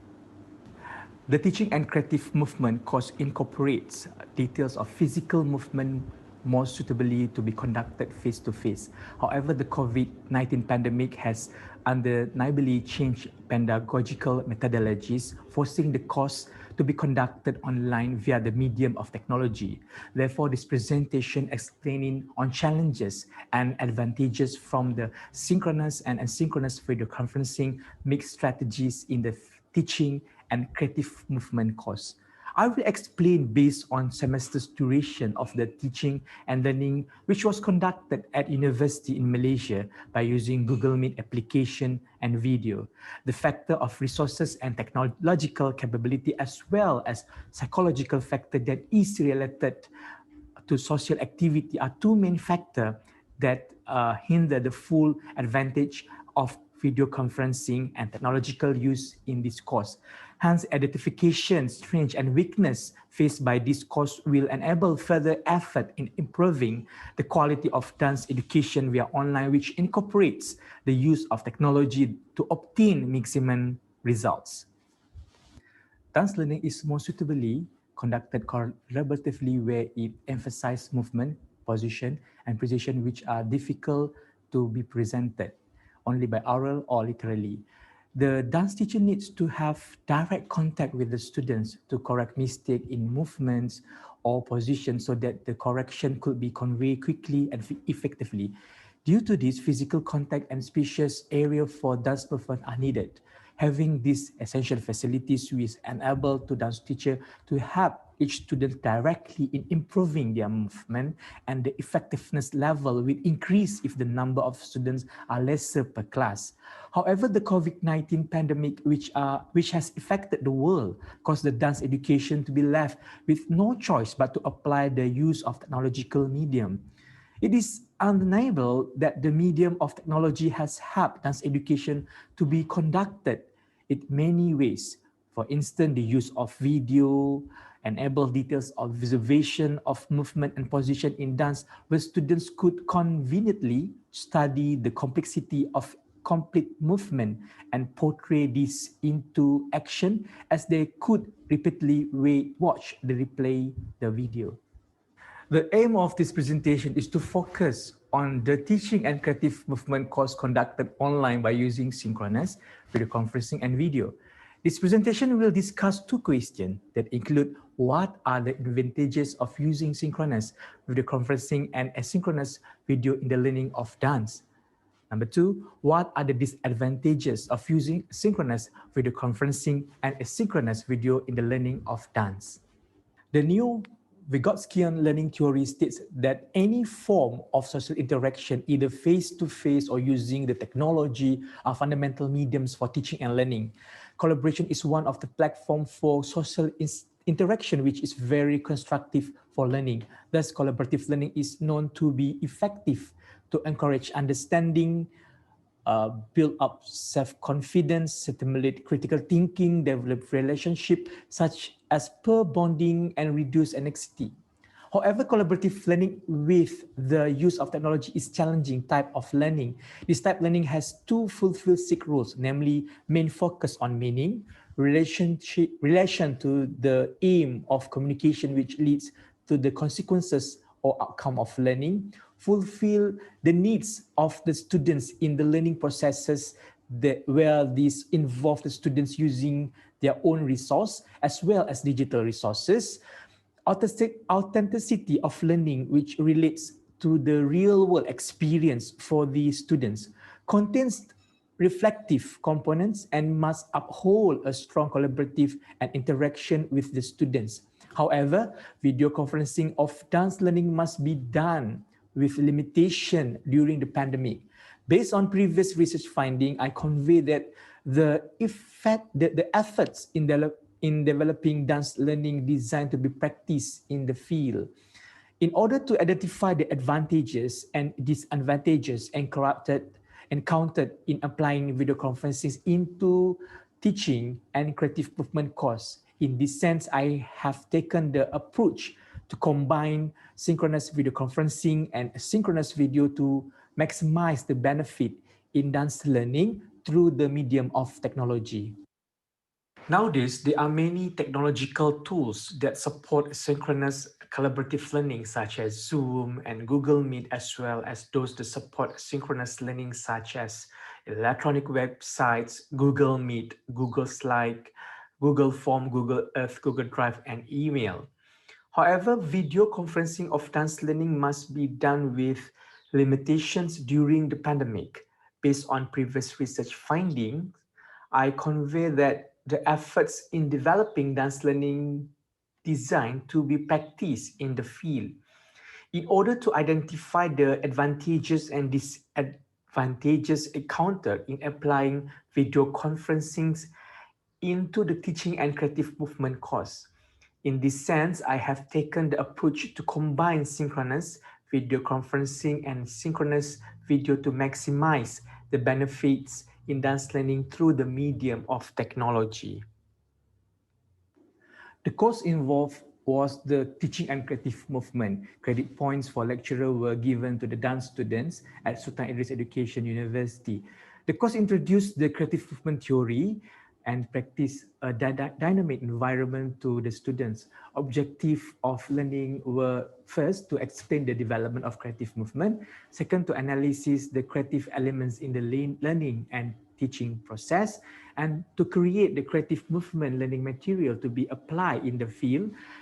Learning was conducted via Google Meet as the synchronous video conferencing, while the asynchronous part, the video accept that shown the lecture demonstration that creative dance was presented.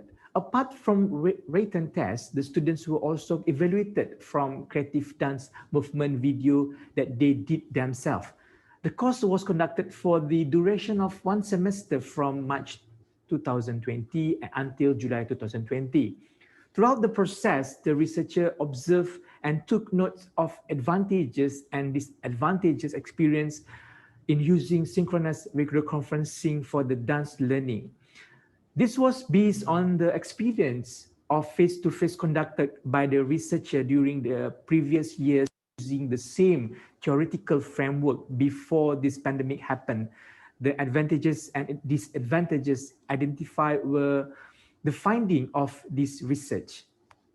This paper also reports the advantages and disadvantages accounted in the learning of dance by using Google Meet video conferencing combined with the video. Relating to this, to the first question, what are the advantages synchronous video conferencing and asynchronous video in dance learning? I have found out that the advantages of this method are cost saving as well as time saving. In this sense, the lecturer and students do not have to commute to lecture hall, thus enabling the lecturer to have extra time in planning and finishing the lesson plan for the day. Increase the students' motivation to learn. Learning processes become more interactive. Students have students have the chance to ask and give feedback, therefore giving opportunity of critical discussion, and also encourage the students to learn in detail on each topic. These advantages are similar to the finding from previous research that involve fields other than in dance too. Meanwhile, referring to the second question, what are the disadvantages of the use of synchronous video conferencing and asynchronous video in dance learning? It was discovered that video conferencing does not enable students to be fully prepared when the classes start. Does not increase the learning experience for several students. A number of students experience doubt in mastering the technology skills. Students encountering a lack of confidence in participating actively, and the sustainability of technology to smaller number of students per video conferencing. There are two interesting factors derived from the research finding. Firstly, why does the students' learning experience and understanding not increase, even though their motivation, interactive, and interest have increased? The possibility of this happening is because of the interactivity has only involved majority of the same students from time to time. There were several students who were distracted, having technical problem with their device getting tired due to interruption of visual and audio, or perhaps the students did not have enough self-confidence to participate in asking questions. Secondly, a difference accounted between the preparation of lecturer and the preparation of students. Video conferencing helps the lecturer to be ready in preparation, whereas students not fully ready to embrace the day's lesson. The main cause of this is the technical problem accounted by the students in preparing the learning material compared to face-to-face classes where they only need to dress neatly and prepare their stationery. Also, video conferencing learning requires them to prepare electronic document and starting some application on or software that need a duration time to be downloaded. However, I could not conclude whether this video conferencing could help better in improving the output of learning compared to face-to-face learning. This is due is not having the control group to compare the output, and the same student involved in video conferencing did not have the opportunity for face-to-face classes during the pandemic. Therefore, my observation is mainly based on the scope of learning process, not the outcome of learning. The advantage and disadvantages found from the learning process provide useful theoretical framework that could be further applied in future direction of dance teaching and learning if video conferencing method continues. This framework is shown at diagram that the dotted line represent the disadvantages of video conferencing that need to be taken into account to encourage improvement effort in the use of video conferencing for dance learning. The framework explained above be considered as an ideal context in terms of dance learning based on video conferencing. Technological issues relate to technical aspects such as the resource and capability of students in understanding and applying the technology. The technical problem also affects students' self-confidence level to be active in learning to create optimal learning environment. Indirectly, factor of resource and capability will also affect the duration of time and the amount of energy used by the students to learn and make learning preparation. As suggested from previous research, there is a need to train and equip the students on technological issues. In terms of technical issues, preparation that use of hardware and software before starting the video conferencing in learning. Apart from that, the lecturer must play an important and active role in encouraging students' activity, not just for the ones who could interact well socially extrovert, but also for students who are introvert. This will help to increase the effectively from the benefits of video conferencing to support the interaction in online learning. Conclusion. Collaborative learning in the dance course is an important factor, especially to group dances, and research has shown that collaborative learning will help improve the quality in the output of dance learning.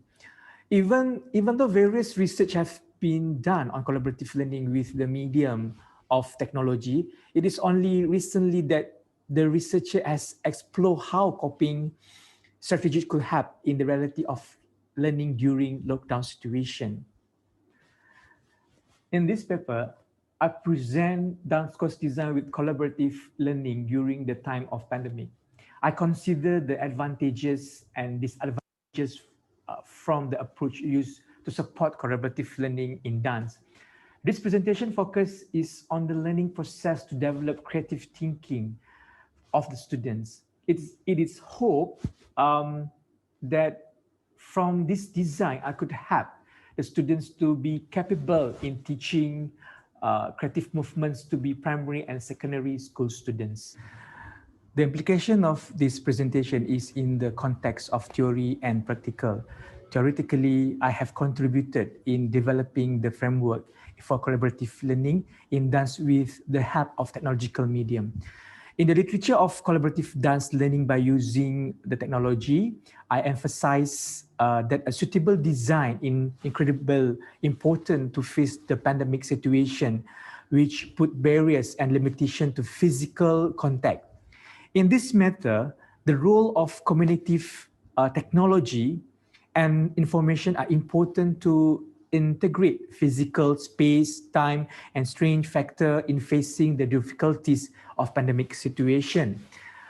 In terms of practical context, clearly guideline to maximize the outline learning benefits and minimize the disadvantages will help to improve further learning of dance.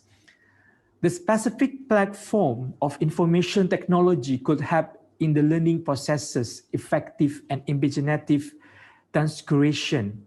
This method will help the practitioner as well as non-dance educators to face challenge in integrating technology with dance learning. Thank you very much. Matur nuwun.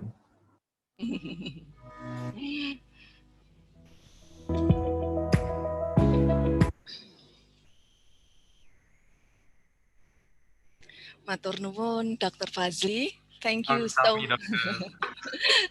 You can speak Japanese because you were Yeah, in little Yogyakarta. bit. Yeah, That's because 2 great. years in Yogyakarta. Well, Dr. Fazli, that was very inspirative presentation because you shared with us about your experiences in teaching creative movement course, right? Using synchronous and asynchronous and collaborative learning. And also you have presented about the disadvantages and advantages of the design. Thank you, Doctor.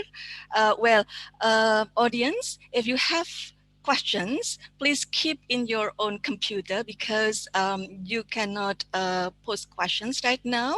We need to move first to the second speaker. Yeah, Dr. Fazli, I hope you are patient enough expecting question and comments from the audience. Yeah. Okay.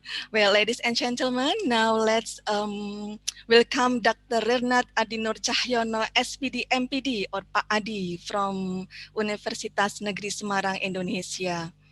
Host, can you please share the slide of Pak Adi CV? Thank you. Well, everyone's in UNNES knows Pak Adi. Yeah, Pak Adi is a lecturer in mathematics education at the Department of Mathematics of the Faculty of Mathematics and Natural Sciences, Universitas Negeri Semarang, Indonesia. He teaches mathematics education, especially teaching and learning geometry and the use of ICT in mathematics education, and he has conducted several research projects in these areas. He has presented and published several papers and books in his research area in national and international forums and scientific journals and publishers. He is working on several projects at the Center for Research in Mathematics, Technology, and Education, which he founded since 2017. And in 2019, till present, he becomes an expert staff of Director of UNNES for Academic Affairs. And Dr. Adi got a doctoral degree from University of Frankfurt, Germany in 2017. Well, ladies and gentlemen, now let's welcome Dr. Adi. Dr. Adi, time is yours. Yes, okay, thank you very much, Bu Woli. Nice to meet Pleasure. you. And, nice to meet you too. And also Dr. Fazli. It's very interesting presentation, and also perhaps in the future we can make a collaboration between mathematics and dance, perhaps. Yeah, of course, Dr. Adi, of course. Okay. Yeah, I will share my screen, Bu Woli. Please wait.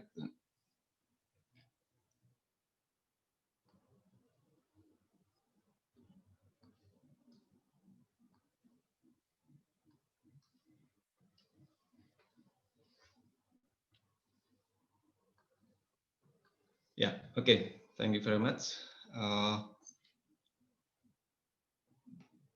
Yeah, okay. Thank you very much. Good morning, and thank you, Bu Uli, and the Honorable Professor Aris, Professor Dr. Hendy, Professor Agus, and Professor Edi Cahyono, and also Professor Lammers and Dr. Fazli Taib, and also all of the ISET 2020 participants, and good morning. And yeah, today we will talk about digital transformation in outdoor STEM educations. This is a Frankfurt and Semarang project. Yeah, I know that all the participants is not only from mathematics and science, but hopefully this is related with your project and your subject, and we can make the collaborations interdisciplinary. Yeah, this is the result of our ongoing collaboration with my partner since 2013.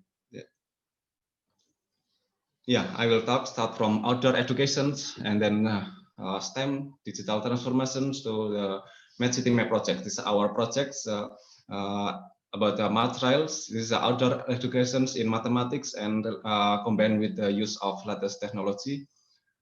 Okay, when we talk about technology in education, of course, this is a concept education is very important basis, and we can consider from the example Dewey and Kahn's view, education is a process of reconstructing experience, and knowledge is actively constructed by learners, or the students.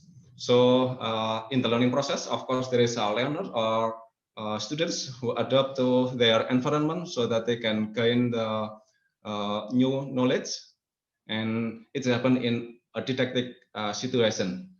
Then we, as a teacher or educators, play a role in organizing the environment and teaching students, and there is acculturations between students and teachers. And this is, we can call that this is a didactic situation that we can use as a basic framework in the developing technology in and for learning, including outdoor learning. So I call that technology in and for learning and teaching. So there is two kinds of the use of technology. Okay. Then we can talk about education, outdoor education that considered as education in, for, and about education outdoors. This means that this educational process is taking place in the outdoor place, and the learning is about the nature, and the purpose of these methods of learning is for the future benefit of the environment. So hopefully this is related with the other discipline from the science and other subject. And then, outdoor education is located at the intersection of three areas. Namely, the first is outdoor activities and the environmental educations, and then personal and social development. And here is the outdoor education. This is the intersection between of the three areas. Outdoor education may focus on one area, but still be supplemented by other area. And then this model also suggests that the experience in outdoor education may take place within the framework of the safe and professional practice. So we have to make sure that our environment is safe and conducted in the professional practice. And in mathematics educations, and we have the most popular outdoor education programs. We call this as materials that we will discuss today. This is a materials. This is not a new concept. This is a popularized by the blend in the actis in a plane path that consists of the series of stops. So this is like Pramuka. There is several stops, and then they can start from the 1 point to the stop 1, stop 2, stop 3 in the environment, and then stop 4, 5, and finish, or they will go back to the start position. And at which students can explore mathematics in the environment in every stops. They learn mathematics, but they will enjoy the environment in the city park or in the historical places and others.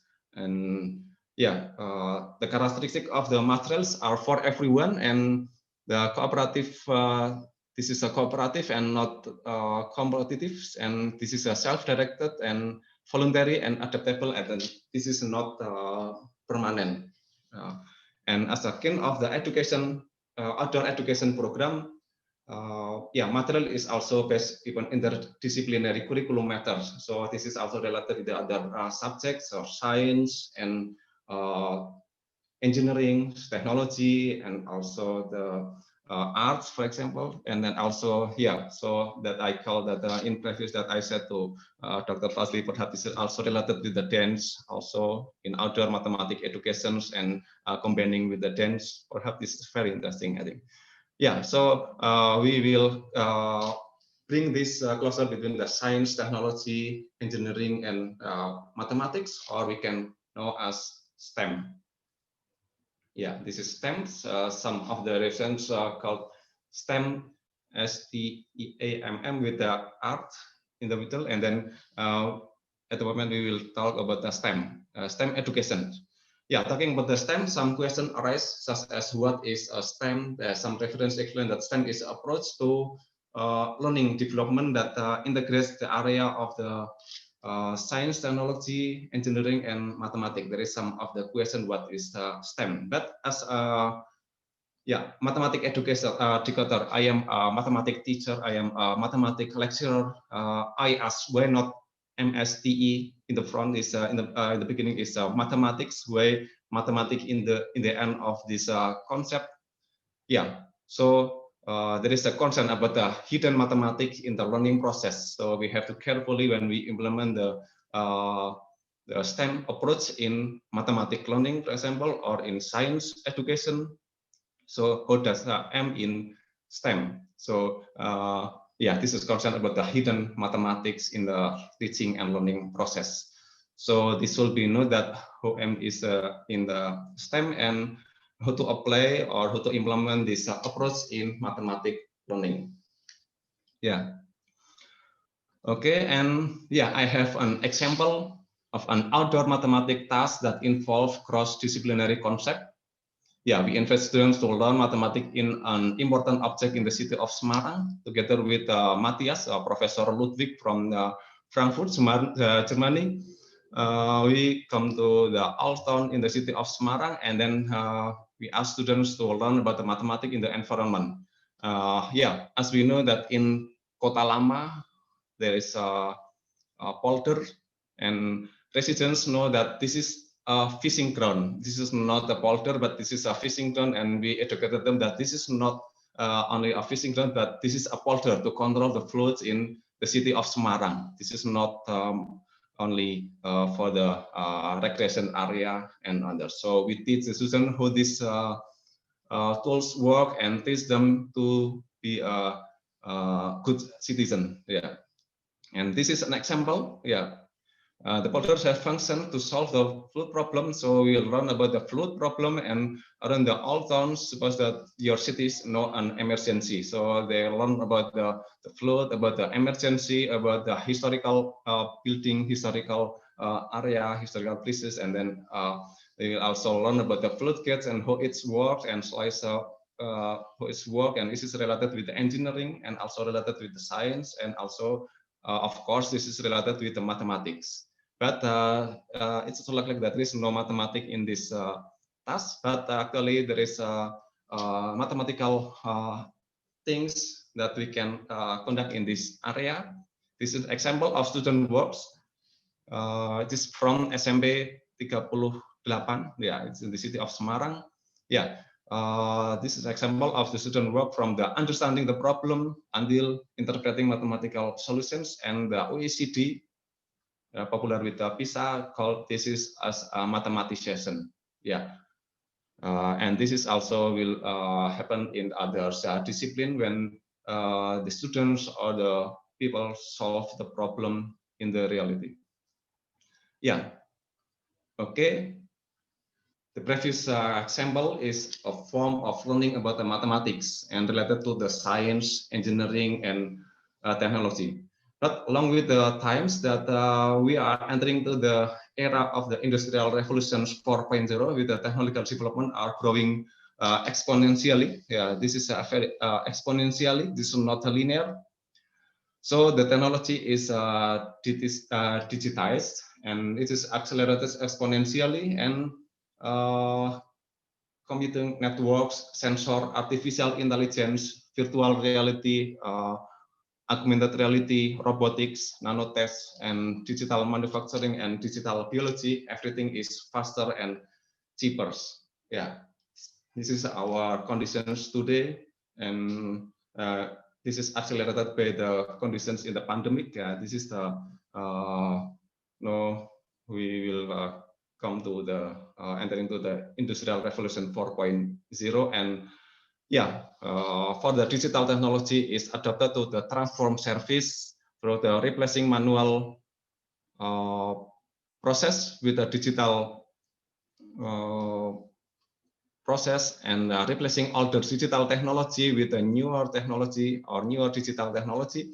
And yeah, we call this as digital transformations. And in the field of education, the source of the learning are everywhere. As we know that the learning source are everywhere, and teachers are everywhere. We can learn from everybody in the internet and others, and learning is going to become much more individualist and then personalized, and network are the new classroom. So we don't have only the real classroom, but we have also the networks as the new classroom. As like today we conduct the international conference, not in the one buildings, but this is in the networks, this is online, and this is a new, something like a new classroom. And the learning will occur everywhere, at home, at the schools, and in the environment, and also in, yeah, everywhere. Yeah, this is a learning transformation. But this is important to note that, yeah, unfortunately, that in 2016, that as an overall conclusion, that from quantitative studies in 2016, that drivers from Netherlands find significant and positive effect, but with a small effect size in the order of, yeah, this is just 0.2. Yeah, this is 0.2. And yeah, when we call about the research, from the perspective of the experimental studies, that the benefit of the using technology in the mathematics educations does not appear to be very strong. This is just 0.2. Yeah, it is necessary to better understanding how they can be used effectively for teaching and learning. This is our homework as an educator, to think about how to use the technology for teaching and learning effectively. Yeah. Yeah, so here we are, that since 2013, Mathis 1 or Mathis 1 has been paying attention to this issue by developing the Math City Map. Math City Map, this is the old idea of the math trials. It's combined with the use of the latest technology in outdoor mathematics educations, starting from the selecting trials. Yeah, this is a video about the students' activities. You can find this information from the mathcitymap.eu. Yeah, then read the reading the instructions. And then there are also hints, because the concept is not for the examination, but this is a learning process. So we give the hints or assist to the students if they have no idea to solve the problem facing in the environment. And then they will conduct the counting, measuring, and calculating outside. This is not conducted at home. So we ask the students to go outside and enjoy the city park and others. And then they can check their solution. And then the system will give the feedback. And yeah, they will reading the alternative solutions. Yeah, and then they will continue to the next locations to explore the mathematical activities in outdoors. Actually, this is not only mathematics, because in Sangiran there's also the task not about the mathematics. There's a teacher from Sangiran, the area of Sangiran, create the task, but it's not related to the mathematics, but it's about the history. It is in the Sangiran, it's about manusia purba and pelajaran sejarah. Okay, and this the portal. There's the educator can design the task through the portal, and then students can access them through the apps. This is free, and all of you can register and create the task, and the students can access by their smartphone everywhere. Yeah, and yeah, along the materials routes, that students in group will encounter the series of the real world problem, and they are asked to solve the problem with practical answers, such as the designing, manufacture, and operation of machine and process and system. So this is also related to STEM in mathematics outdoor activities. You can see the students actively find the locations, and they will work in collaboration with other students to solve the problem. This is very interesting that when the students give the hand to the other students' head and others. Yeah, this is very interesting. And then with the help of the smartphone application, students in group look for the locations and solve 5 to 6 problems in trials. Yeah, and this is one example of the problem faced by the trial workers. We call students in these activities as trial workers. This is an example. You get a project to build a replica of this historic building. This is in the front of Lawang Sewu. Yeah, what will you do for the first time? Yeah, this is imagine that the student as engineers, and then they will build the replica, and then they will give the opinion what is the first step. The one group, several group said that the first step is to determine the area of the base of the building. Yeah, yeah. This is example of the student works. The surface of the base of these buildings is a regular octagon, and one group had the idea to divide it into 8 triangles, and while other group have a different way. But yeah, we can accept all of the alternative solutions. Even there is, I think this is impossible. With this is 19 centimeters. It is too small for the buildings. Yeah, we found that students were trying to get creative ideas to solve the real problem by employing their previous knowledge. This is the concept from Immanuel Kant is related with constructing the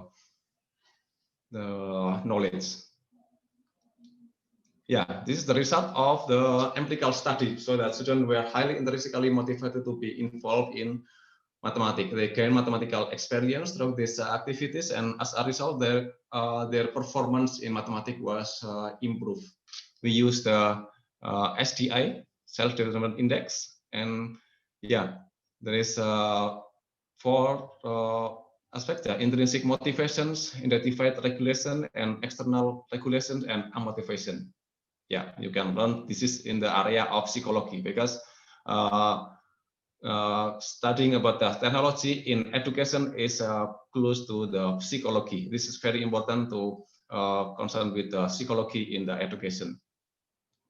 Yeah, not only the programming and designing and create the software and others. This is related with the psychology, pedagogy, and also about the content. The most important is about the content of mathematics or the other subject. This is another example, because the technology is developing very fast, and math city map must always be updated. Yeah, even this is 2013 and 2017, but we think that in 2019 we have to conduct the research to develop the augmented reality. This is the one of the characteristic of revolution industry 4.0, and then we put it into the technology for the math city map. Yeah, this is an example. Estimate the number of fish that can be kept in a pond on the school years. This is the task is created with a teacher in SMP 10 Semarang. Yeah, and we developed the further with augmented reality and also designing the material tasks related with the STEM education approach. This is an example of the problem, and it's like that. Look like that. This is this task is not related with the mathematic problem. Yeah, this is related with the bonds, and is related with the science and others. And yeah, the IR technology applies rules in this in bridging the gap between the real world situation. We create this with my students, and yeah, and scientific principles in the problem solving following the mathematical modeling cycles. Yeah, this is an example of the how the augmented reality works in the area in the environment, and starting from the, as we know that Brunner theory said that this iconic, enactive, and symbolics. And this is an example of the situation, and this is an example of the student works.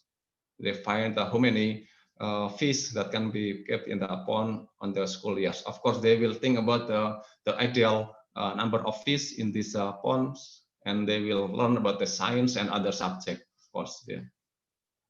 Yeah, this is one example. And yeah, the use of the AR, augmented reality, provides an efficient way to represent a model that need to visualize and support the seamless interaction between the real and the virtual environment, allowing the tangible interface metaphor to be used for the object manipulations in an engineering project during the outdoor learning process. So this is some of the activities and hints with the augmented reality technology, and we combine with the materials and match city map concept. And this is findings in the last year's project, that findings indicated that the augmented reality mobile materials program has a positive impact on the students' motivation to be involved in the learning activities. And this educational program contribute to the environmental mathematical modeling abilities and the use of augmented reality in the process of mathematical modelings, especially at the stage of the understanding of the real world problems, and build the real model as well as the creating mathematical models from the real world. This is the result of our study with my students, my teachers, partner from the MGMP Kota Semarang, and also with Matthias, Professor Ludwig from the Frankfurt University, and we work together, and this is initial result in our work. And this is the this is was one of the downstreaming of the research result was carried out in collaboration with the MGMP, our Mathematics Teacher Association, conducting the teacher training and also implementation with the students in the schools. We work with the teachers. We call this as a from lab to fab. This is a link and match between the university and the industry or in the schools. This we work with the student, teachers, teacher training, and get the improvement and get the feedback from the teachers, and we will make a development, and and then we will also conducting the implementations with the students, with the teachers in the environment, and they solve the problem.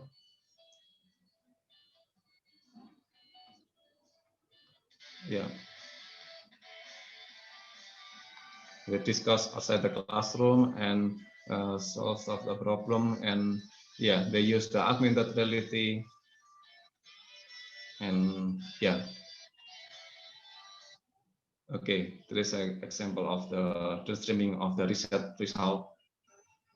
And the pandemic periods requires us to be creative in making adjustment, because the core of the Match City Map is outside the activities, outside outdoor activities. So the Match City Map comes with a special education during the pandemic times. Then this is we call this as a MCM at home digital classroom. So the students learn from home by exploring the city virtually. This is not on-site, but they will explore the city virtually and learn about the mathematics and other subjects.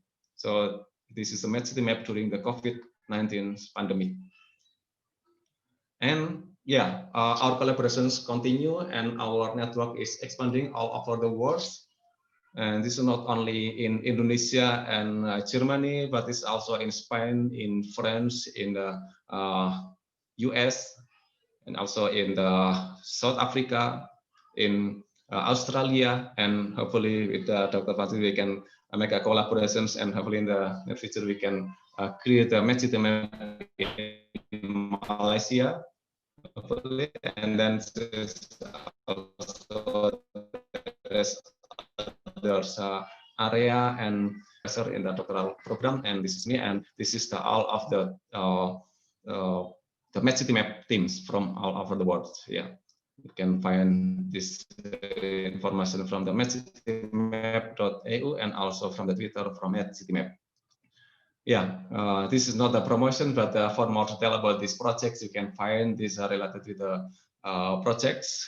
Please read some of this reference in the book or also in the scientific journal as a reference. And we can make a collaboration not only with mathematics teacher or mathematics educator, but also with the other subjects, because in our project is not only from the mathematics, but it's also from the sports, from the management, is also from the informatics, and work together to doing the projects. Yeah, so this is open for you from the other discipline to work together to improve our education quality.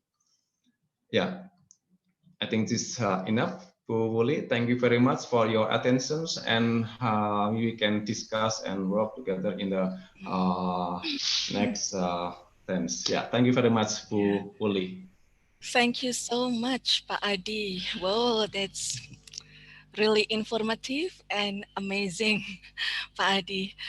As a common person who are not in the area of mathematics, I think audience and I agree that we learn so many things from your presentations. Thank you for sharing your projects with Dr. Ludwig about MedCityMap project, and until now about MCM at home digital classroom, isn't it? Yeah. I'm sure that you will have many questions from the audience, but before that, Pak Adi, allow me to move to the third speaker. Yeah. Well, ladies and gentlemen, up to now, it seems that we are not able to connect to Dr. Wanrat Abdullah Kasim. However, I need to show you the short bio note of Assistant Professor Wanrat Abdullah Kasim. Well, Dr. Abdullah Kasim teaches at the Department of Agricultural Engineering in Pascasarjana University, Thailand. And at present, he is the Associate Dean for International Affairs in the Faculty of Engineering, Pascasarjana University, Thailand. Let me check first with the host. The host, has Dr. Abdullah Kasim joined us? No? Okay. Well, because of, excuse me for a moment.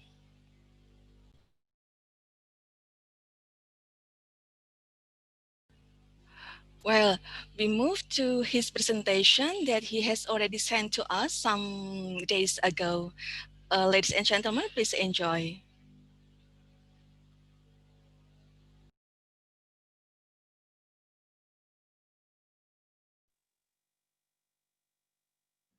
But before talking about BCG economy, I would like to show this information first.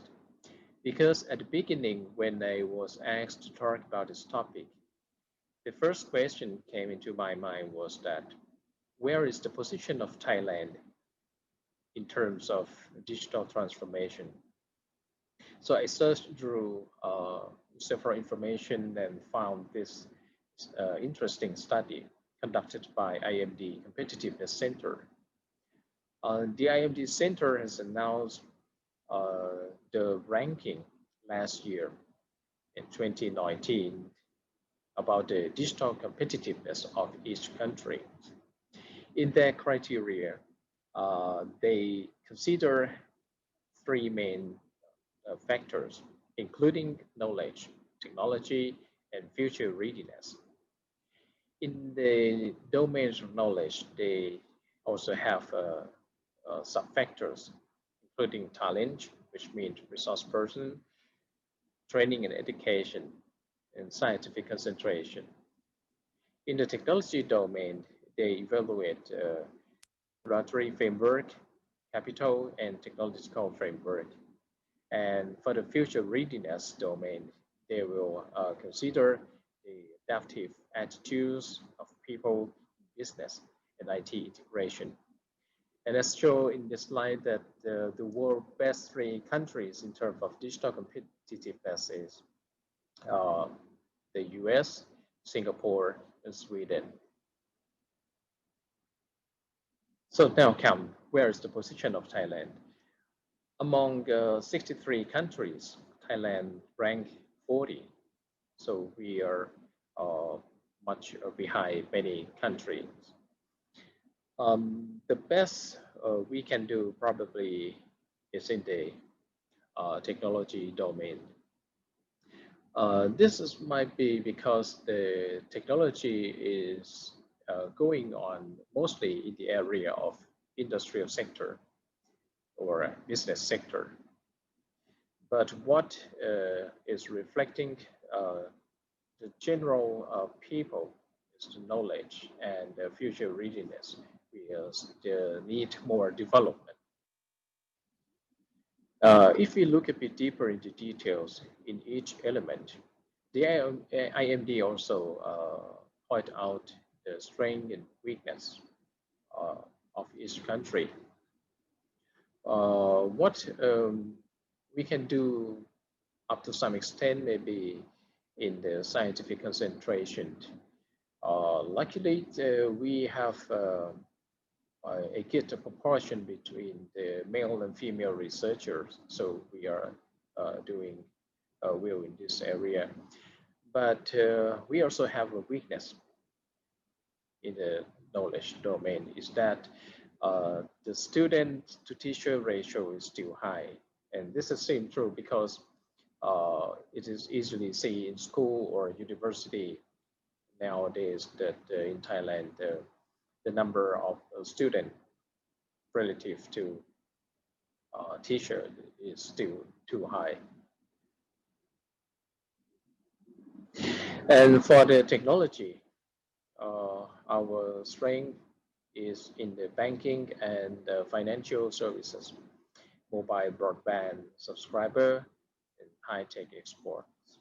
But our weakness is the internet users. In the future readiness domain, we have only one strength, it is the world robot distribution. But we have 3 important weakness. It is the e-participation, tablet possession, and software privacy, and also security.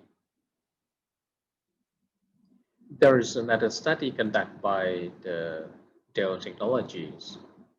The Dell Technologies has conducted a survey through 4,600 business leaders across 42 countries to analyze the organization's effort in the digital transform. They categorize each country into 5 benchmark groups, including digital leaders, adopters, evaluators, followers, and the laggards. The left picture indicates the global average. The majority of the country has been categorized as evaluators, followers, and adopters. A few of them are leaders, and some of them are still laggard. On the right side is the picture of Thailand. So the majority of business in Thailand can be categorized as adopters. And Thailand ranked 3rd after India and Brazil. So this is the national roadmap that our government has projected for 20 years in the future. We divided the development into 4 phases. Starting from 2018, we've spent around 2 years for the foundation of important bodies or infrastructure and to prepare the digital manpower and digital citizens. And for the second phase is the phase of inclusion. We expanded the development into enterprise or business sector. So we plan tentatively to build around 25,000 digital enterprise, and we want to raise the market value or to build more digital startups like that. And 10 years later, coming to phase 3, we expected that our country will be fully transformed. And later in the phase 4, we hope that our country will be one of the leader in the digital technology. We expected to have at least 7 smart cities across the country and with 10% digital industry investment. So now our country has related body leading by DEPA. DEPA is the Digital Economy Promotion Agency, and inside DEPA there are IoT and Digital Innovation Institute, AI Research Center, and Government Big Data Institute.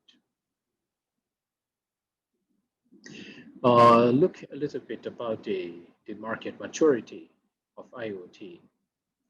In 2019, the position of Thailand is here, about 2.2 IoT units per capita, still behind Malaysia and Singapore, of course. There is a forecast about the IoT market.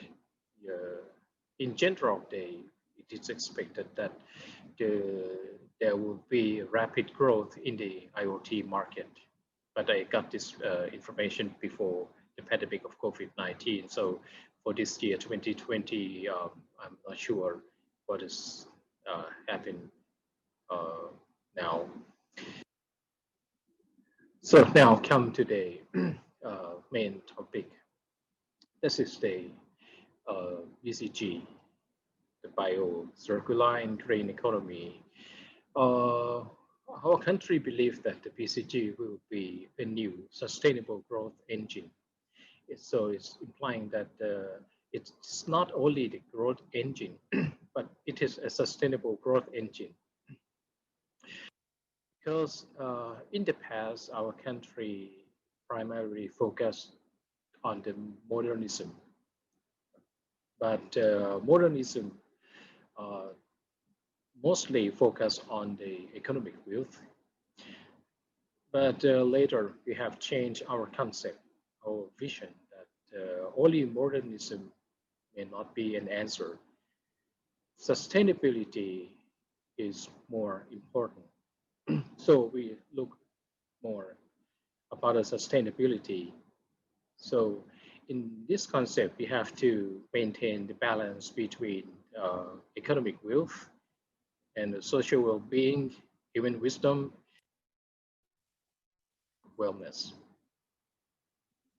And if we look at the SDG, Sustainable Development Goals, announced by the United Nations, the concept of BCG will well coincide with the SDG. So we divided the BCG economy into 4 important sectors, including food and agriculture, medical and wellness, energy, material and biochemical, and tourism and creative economy. Because we believe that we must have the security in these 4 areas. And in order to do so, we believe that the digital technology will be an important platform for these 4 sectors of BCG's development. This is an example how digital platform can enhance the BCG value chain from the product, the end product and services. for example, if we have IoT, we can collect the data real time and remotely. If we have a smart device, and from those data, we do a big data collection, a big database. And with the AI technology, we can utilize those data into more useful information.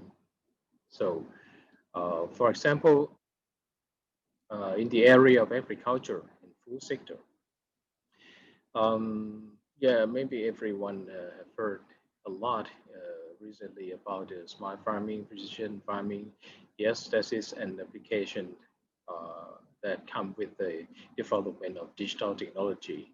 Nowadays, farmer can record the data of their farm real time and send it to cloud, and the expert can utilize data to make a data analytics for any information, and then feed back to the farmers like that. Yeah, no matter what the crop production, animal production, like that, to produce a high valuable premium agricultural.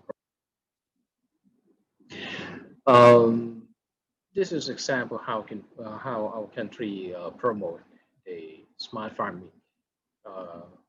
We offer granted 5-year of corporate income tax exemption with no maximum capped amount, along with an exemption on import duty for machinery and raw materials used for the production of exported goods, like that.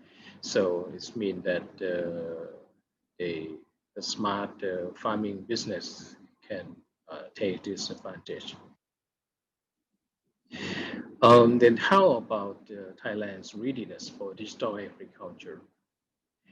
If you look back into 40 years ago, 60% of Thai population were farmers. But how about nowadays? A percentage of farmer is only 37%, below 40. And the majority of the generation is now Gen Y. So we expected that this Y generation will be main workforce for agriculture as well. And they have talent, or they are more familiar with the digital technology. So we believe that, and we hope that some of them will be engaging in agriculture production or food production. This is the only way we have to do. And coming with the smart farm scheme. So the main internet provider in the country start doing a business on the some modules or kits for smart farming. For example, the CAT Telecom, they launch LoRa IoT, which is an internet module for farming. AIS is one of the big internet provider in Thailand. So they deliver the NB-IoT network, which is also a module to facilitate the smart farming. Okay. And they even have like a pilot greenhouse in some area to show how to apply the NB-IoT module into smart farming. The True IoT. True is also the internet provider, the big one. also in Thailand. They also have the module the same fashion, and with the application they call To Farm. So with this application, the farmer can check like the weather condition or recommendation regarding market or cropping. Yeah. DTech is another brand of internet provider. They launched a farmer info application, yeah, in the same way. Yeah, that this is to help the farmer to trace or to check the information related to market price or weather condition. And they also collaborate with some farmer. Yeah, they have a pilot greenhouse that apply the IoT technology into the production of greenhouse crop. The ISET is another private provider. They also do the same. They have some digital environment for scheduling the plantation. They have a UAV scouting and spraying, and they have a disease diagnosis and due prediction platform like this. So with the advent of this IoT or digital technology, many of young generation of young people become interested in the investment of smart farm area. Like this group, they invest for the like a drone or a smart mushroom cultivation house, and they also apply the IoT in the area of animal husbandry as well. This is also the young businessman. He is Thai and a co-founder of Recount. They utilize the digital data not only for farming, but they also use the AI or machine learning for credit scoring.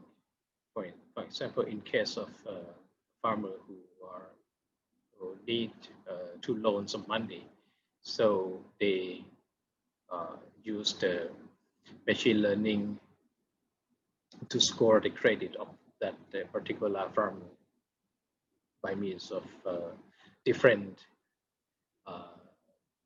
data related to the background of that farmer to decide how much amount or whether or not to give loan to that farmer. That's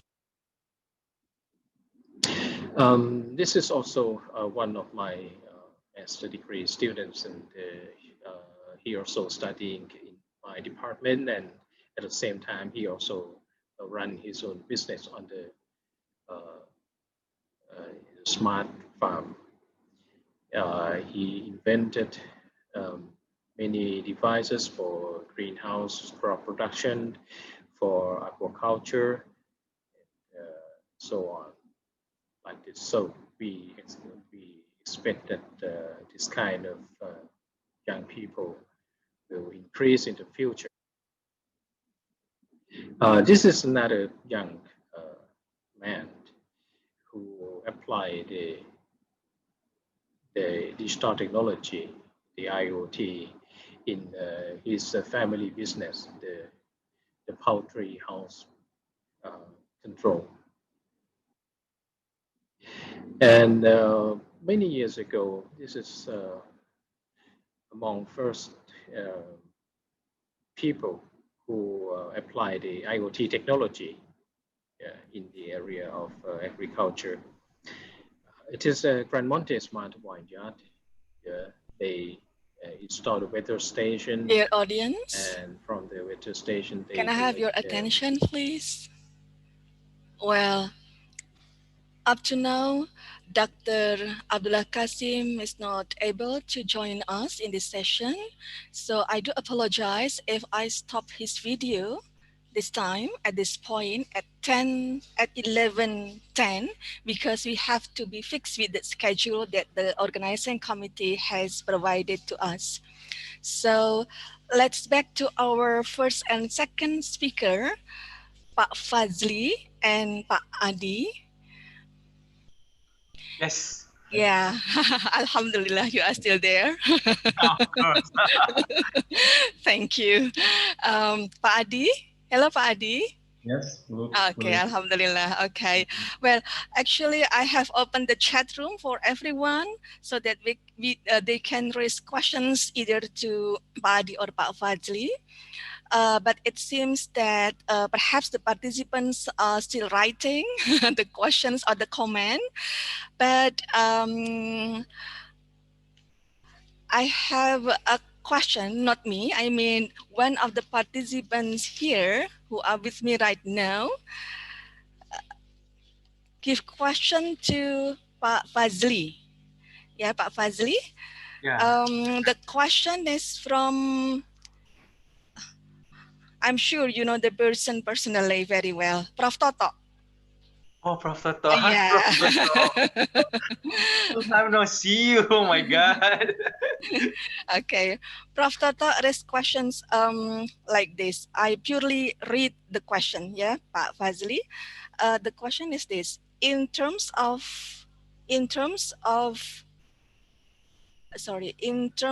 practical context, clearer guideline to maximize the online learning. How do you do to improve the learning processes to challenges in integrating technology with dense learning? Okay. This is my base. This is based on my experience, because firstly, when I conduct this class, is one one is, for your information, in Malaysia we have a struggle, but not only all the place have a good quality of internet. Yeah, I know all of you say Malaysia are very huge country, but sometimes in certain place they have a very problem, especially the internet connection. What I do is I firstly I give them several tasks. Usually I do the WhatsApp communication, such as I give one of the tasks, and then I ask them to demonstrate the kind of movement, such as I give some sort like one team, and then I ask them to explore. The best part about the exploration that the students send it to me is they can go anywhere. They explore they go to the river, they go to their hometown, and then I can see all of the environment of the exploration. Not only that, if we go to the studio, we only can face to face them, but if I give the task using online, all of the assignment with all of variety, scenery, and environment. This is very best part of the technology. This is the one things. And also when they do the demonstration, I ask them, can you like I give them the what we call that, I give them the direction. Okay, you should put like this. I give all of the guide, and then the students try to follow the guide to make the products is good for their presentation. Is it I answer the question? Let us Prof. Toto whether you already answer his question or not. Prof. Toto, are you joining us right now? Prof. Toto? Yes, thank you. Okay, Yes, you thank can you. give. Yeah, Thank Prof. you. Toto. How are you? So, anytime. Yeah. Okay. Yes. Do you have further comments to? Yeah, Okay. one question is now, say, do you think how to teach literature is like training to read poetry so that you can still touch the feeling of every student, even if you can't meet face to face? Yes, this is the advantages that I mentioned in my presentation. So, yes, of course, it's very hard for actually all the lecturer in terms on dance practice base, because when we go to the studio for face-to-face learning, we can give the demonstration how to develop the feeling. But the problem is like like if we give the direction in Google Meet or Zoom, we cannot see the feeling. But sometimes what I did is I don't say that this is a very 100% a good plan, but this is my suggestion to all of the lecturers here. Maybe you can give some sort like the students do the demonstration face to face, no, Google Meet, and then you can ask them, okay, you should do like this. This is the movement. What should you do is you always must give the what we call the interaction, the two ways interaction between the students and you using the technology. Same goes to the WhatsApp also. When when the students give the movement, they demonstrate the movement using WhatsApp, they send it to you. Automatically, you must have the uh, uh, idea what you can identify, what you can describe, what that you can to give a good what we call that suggestion to develop their feeling of the dance. The second question is, do you have problem when you're doing your dance education using the Google Meet? In here, Samara, I have problem with my students. They can't follow that. Yes, of course. Yes, of course. This is very bad situation. All of us. What I did is I give a lot of exercises, not only like, let's say like this. I give you an example. So today is my class.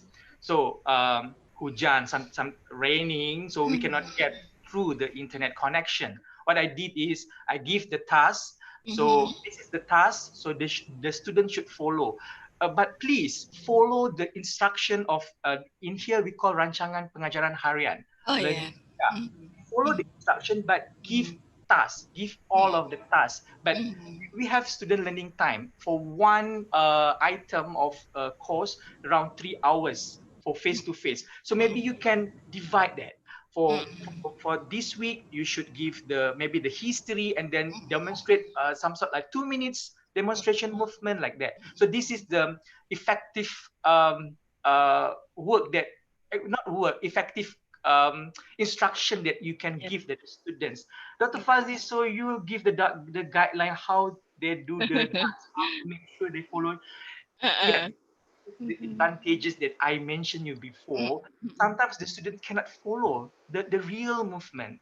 It's very difficult, but you as a teacher, you as a lecturer know the movement, know the ragam of the dance, the style of the dance. So I think you can give the direction slowly through WhatsApp. It's yeah, honestly it's very hard because we have 30 students, one by one message you Yeah. every night, every single time. But our commitment to our students, our Yeah. beloved students. Right. So Right. many questions, Mbak. Dr. Fazli, your analogy is very interesting. Would you like me to read the question? Yeah, I can read for you. Okay. Okay. This is also very interesting. I learned from all of you. Dr. Fazli, so you give the guideline how? Yes, I give the guideline. I give the direction. Sometimes, like I give certain movement. So the students sometimes, not sometimes. This is not the best word. The student should copy the movement. So I will give the suggestion. I will give you. I give them what should they do to improve them. Okay. Naon sewa bertanya ingin Mas Fazli, how the that your face for applicating. Oh, yeah. We have a lot of weakness. Yeah. I think all of you have a same problem like me. Mm-mm. The problem is in dance we have rasa. Yeah. So it's very hard to them to feel, because in dance, like traditional dance, we want to see, like I learned a certain traditional dance, like tari klasik Gaya Yogyakarta. It's very difficult. It's very difficult to understand the body. But this is the challenge, that how you can give two ways communication between you and the students. And then you try to give like the history of the dance, and then you try to give like one of the person said that the literature to them to develop the feelings. Yeah. And second part of weakness using the technology and Google Meet is, we cannot feel the students, but we can feel only, we use the Google Meet. That's why what I did when I do the Google Meet, when I do the teaching and learning, I ask them, hello, how are you? Where are you now? Can you show your video? Can you see your movement? I want to talk to you. Hello, everyone. Okay, if you cannot talk to me, you can WhatsApp me. We can do video call. That some sort like, yeah, banyak kerja, but yeah, that's the thing. yeah. So, my name is Dewi. Oh, so many questions. My name is Dewi Setiawan. Excuse me, Pak Fazli. Oh yeah, this is for Pak Mas. Yeah, yeah. It seems that you have many questions from your fans here, Yeah. but we have only 4 minutes left. So Okay. my apology if I continue reading Dwi Stiorini's questions addressed to Pak Adi. Yes, Yeah. yes, Okay, yes. thank you. Sure. Pak Adi. Go ahead, Pak Adi. Sorry. Adi. That's all right. Pak Adi, we have Dwi Stiorini here. Let me read for you. My name is Dwi Setiorini. I give question to Mr. Adi. How to collaboration online learning with STEM education? How to collaboration online learning with STEM education? How to invite students to be actively involved in learning using STEM through online learning? Because we know that online learning has many shortcomings, both in terms of facilities and aspects of understanding. Yes, please, Pak Adi. Okay, yeah, thank you very much, Truly. And yeah, this is about the STEM education, and yeah, this is our challenge to conduct the teaching and learning STEM in the especially in online activities. But as we know that today we have a lot of the software that we can use freely. For example, as like Scratch or the Minecraft. Actually, our students also use the Minecraft, and also I'm sorry, I mentioned the product, but it's not similar. Yeah. But this is we use Scratch, Minecraft, and then we can use this software and others to conduct the STEM education. For example, we can take the advantage of this, and for example, the support that we assign to a group. In a group, and then student to create a project in Minecraft to build some things, and there is a subject about the science, about the technology and engineering, and also I have also the project in 2020. I have the project about the STEM robotics, and yeah, this is in online because the my students have a group, and then they will finishing the projects together from their home, and then they use the software and to make a program to run the robot remotely. Yeah. Oh, okay, okay. Well, perhaps this is the last question, Pak Adi, because we nearly run out of time in this session. One more question.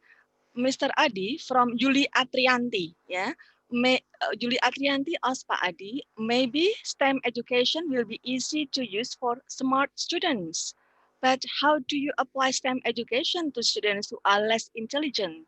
Besides that, how is the application of STEM education so that it remains effective in this corona pandemic situation in online learning? That's from Yuli, Pak Adi. Okay, yeah, this is for the less intelligence. Actually, this is not about not Perhaps. about. So this is our yeah. As I said before, that it is our homework as an educator, as a researcher in the education field, that we have to carefully to designing the apps or the software for the STEM education, because we have to think about the psychological things and also about the education and pedagogical, and then Yes. yeah, so also how to create the task is most important. So based on my research, that this is not only about the whole technology works, but this is also who as a teacher to create their task, so it can be used by all of the students. I think this is the most important things. Yeah, yeah, absolutely agree. Yeah, thank you, Pak Adi. Well, dear audience and distinguished speakers, Pak Adi and Pak Fazli, unfortunately, it's now already 11:25, Yes. and we have to end our session, even though you still have several questions. Yeah, perhaps they can contact you directly if you don't mind. Yeah, of course, can. Okay. Thank you again, Pak Fazli and Pak Adi, for your fruitful information you're sharing with us about your project and your research. It's very insightful, and it gives us inspirations and trigger us to do much better for our students in this in this pandemic era. Thank you, Pak Fazli and Pak Adi. And yeah, Matur nuwun. Thank you for all participants and questioner for your active engagement and attentive listening to our session today. Hopefully we can meet again in another fruitful agenda. Ya Pak Fazli and Pak Fadi. Matur nuwun, semangat. Ya, Semangat. alhamdulillahirabbil alamin. Wassalamualaikum warahmatullahi wabarakatuh. Waalaikumsalam. Wish you all the best. Ya, you too. Thank you. Bye. Bye, Pak Adi, Pak Fazli. Ya, yeah, bye. Thank you, Pak Adi. Yeah, back to Puput, please, as the best of Thank you. Thank you, Dr. Wuli and all plenary You're welcome. speakers. Okay, we would like to also thank all the plenary speakers, Dr. Wanrat, Dr. Fazli, and also Pak Adi Nur Cahyono. Thank you very much. It was very nice discussions. Okay, the next agenda, ladies and gentlemen, is actually the parallel sessions. But before that, I would like to inform you some announcements. Again, I would like to remind you to check the chat box, because in the chat box, we provide you with the URL of each Zoom room for your parallel class sessions. And also in the chat box, we will also provide the link for your attendance list. Baik, Bapak Ibu sekalian, silahkan mengecek chatbox masing-masing. Di chatbox kami berikan beberapa informasi terkait link untuk masuk ke Zoom masing-masing kelas paralel yang telah disediakan oleh panitia. Selain itu juga ada link Google Drive untuk pengisian presensi peserta yang hadir pada sesi plenary session ini. Seperti itu, Bapak Ibu semuanya. Untuk URL masing-masing Zoom room nanti yang disediakan di chatbox akan dalam format nama ruang, ID Zoom, dan password. Jadi pastikan Anda menyesuaikan ID Zoom dan password sesuai dengan nama ruang yang telah disediakan untuk Anda sekalian. Sedangkan untuk para partisipan, mohon dapat masuk ke Zoom room yang dikehendaki dengan memilih URL yang telah disediakan. Baik, terima kasih. Ada satu lagi, ini pengumuman, yaitu untuk sertifikat. Untuk sertifikat akan diserahkan oleh panitia ke email peserta masing-masing dan juga presenter masing-masing dalam waktu tidak sampai lebih dari 1 minggu. Jadi kurang lebih sekitar 1 minggu kami akan mengirimkan sertifikat, karena kami juga membutuhkan waktu untuk proses verifikasi seperti itu. Ladies and gentlemen, so I have announced you some announcement. It was about the ID for Zoom room for the parallel sessions, and also about the link for the attendance list. And also once more is about the certificate. So the certificate will be sent to your email address, but it will be more or less 1 week because we will need some time for the verifications process. So I think this is all for the plenary sessions. The next is the parallel sessions. We all, the committee, believe that these opportunities should be made and changes should be pursued. So after the completions of this program, we all hope that you all have gained insightful and enlightening experience.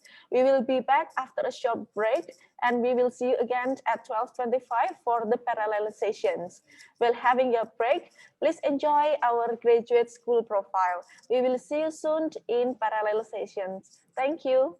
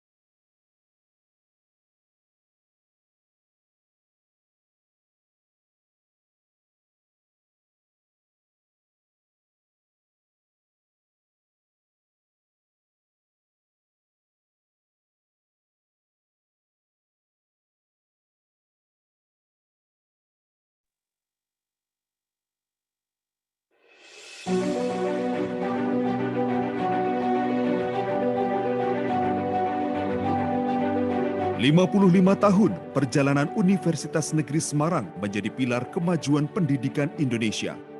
55 tahun mengantar talenta muda mengabdi di berbagai penjuru persada, menebar nilai konservasi, menginspirasi kemajuan negeri. Dilandasi niat mulia mencerdaskan bangsa, Universitas Negeri Semarang lahir tahun 1965. Ia bermetamorfosis menjadi rumah ilmu pengembang peradaban unggul menjadi kebanggaan Indonesia. Ia selaksa kereta, di mana niat tulus menjadi rel, dan prestasi menjadi energi penggeraknya. Itulah yang mengantarkan UNNES dewasa menemu jati dirinya siap menapaki hari baru sebagai universitas berkelas dunia.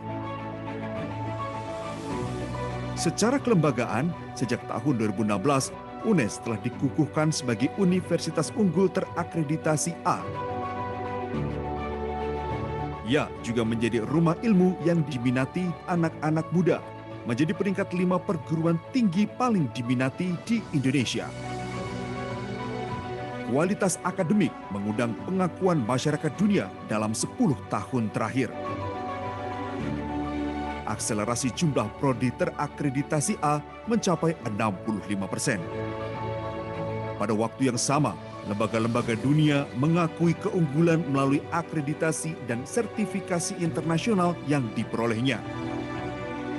Hasilnya, Universitas Negeri Semarang menjadi ruang nyaman bagi lahirnya cendekia muda berkelas dunia. Prestasi mahasiswa bertebaran dalam bidang akademik, inovasi, kewirausahaan, seni, dan olahraga.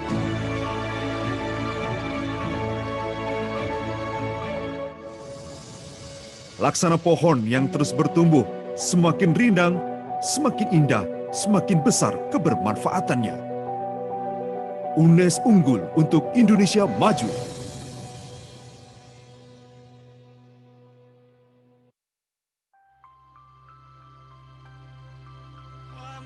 Searching for knowledge is like climbing to the top of a mountain, full of struggle and of course tiring.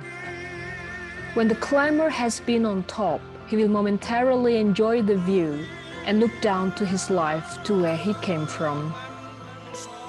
Then, he must immediately go down to return to his life, to the place he must serve for humanity. Likewise, the seeker of knowledge, he will climb the peak of science, and with his knowledge, he must serve humanity. That's UNNES Postgraduate School. It was built for those who love knowledge, for those who are challenged to climb the peak of science, and for those who are determined to devote knowledge for humanity.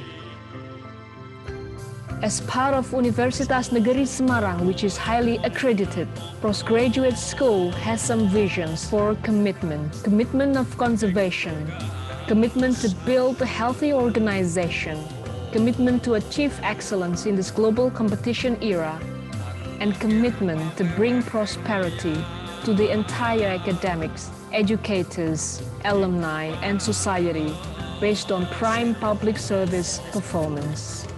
Pascasarjana UNNES bervisi menjadi lembaga pascasarjana yang berwawasan konservasi dan bereputasi internasional.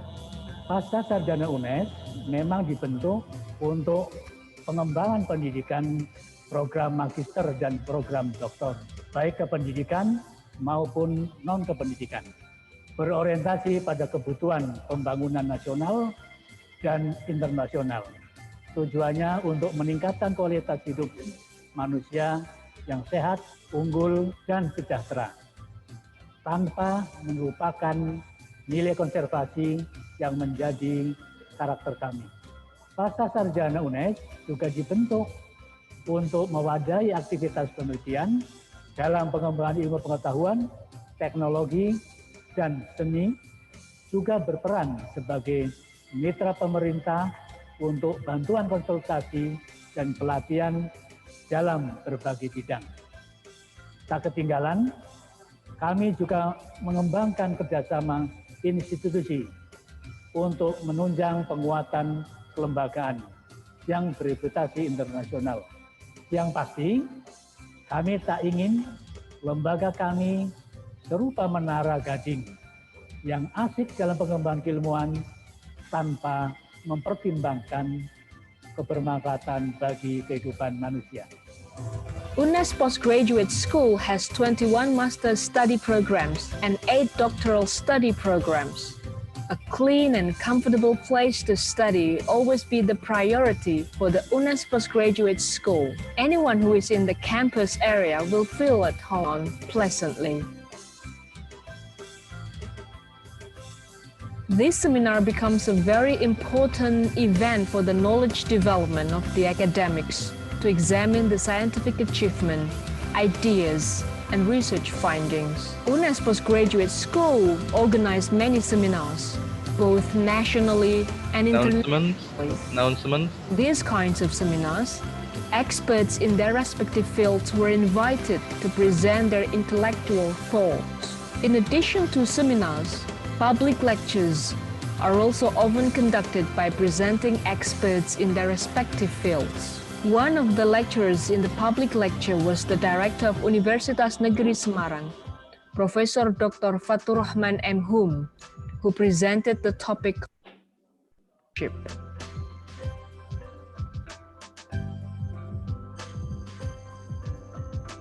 The students who have graduated in both master and doctoral programs devote their knowledge in various educational institutions. In addition to examining the knowledge obtained from UNNES Postgraduate School, Their work is the proof of the UNNES postgraduate alumni's devotion for humanity. Not only academic activity, the bond of togetherness and harmony among the academics is built in an atmosphere of non-academic activities.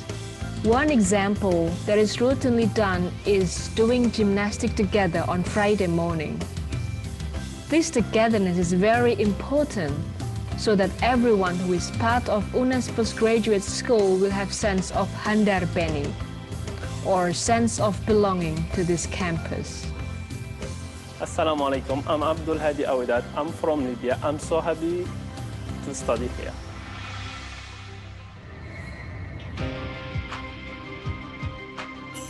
Program Pascasarjana UNNES merupakan bagian dari Universitas Negeri Semarang yang mendukung visi ini. Program Pascasarjana memberikan layanan pendidikan yang bermutu dengan standar di atas standar nasional. Kerjasama terus dikembangkan oleh program Pascasarjana ini untuk bisa melahirkan magister dan doktor yang bisa bersaing dan bersanding dengan universitas lain di dunia.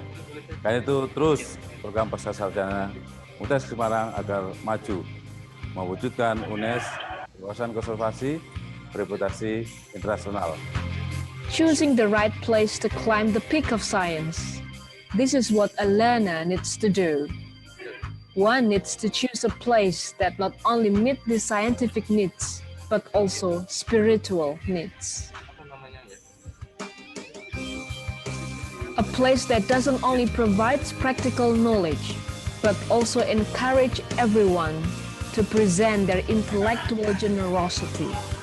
This is what UNNES Postgraduate School does, a mountain of knowledge that challenge everyone to climb the peak.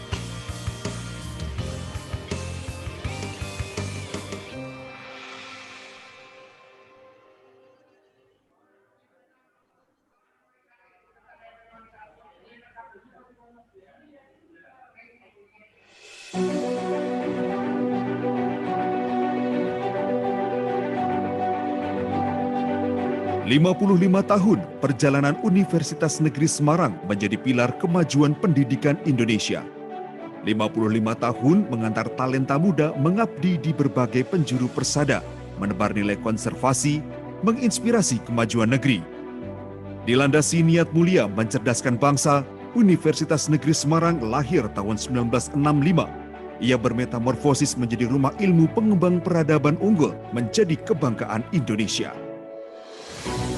Ia selaksa kereta, di mana niat tulus menjadi rel, dan prestasi menjadi energi penggeraknya. Itulah yang mengantarkan UNNES dewasa menemui jati dirinya, siap menapaki hari baru sebagai universitas berkelas dunia.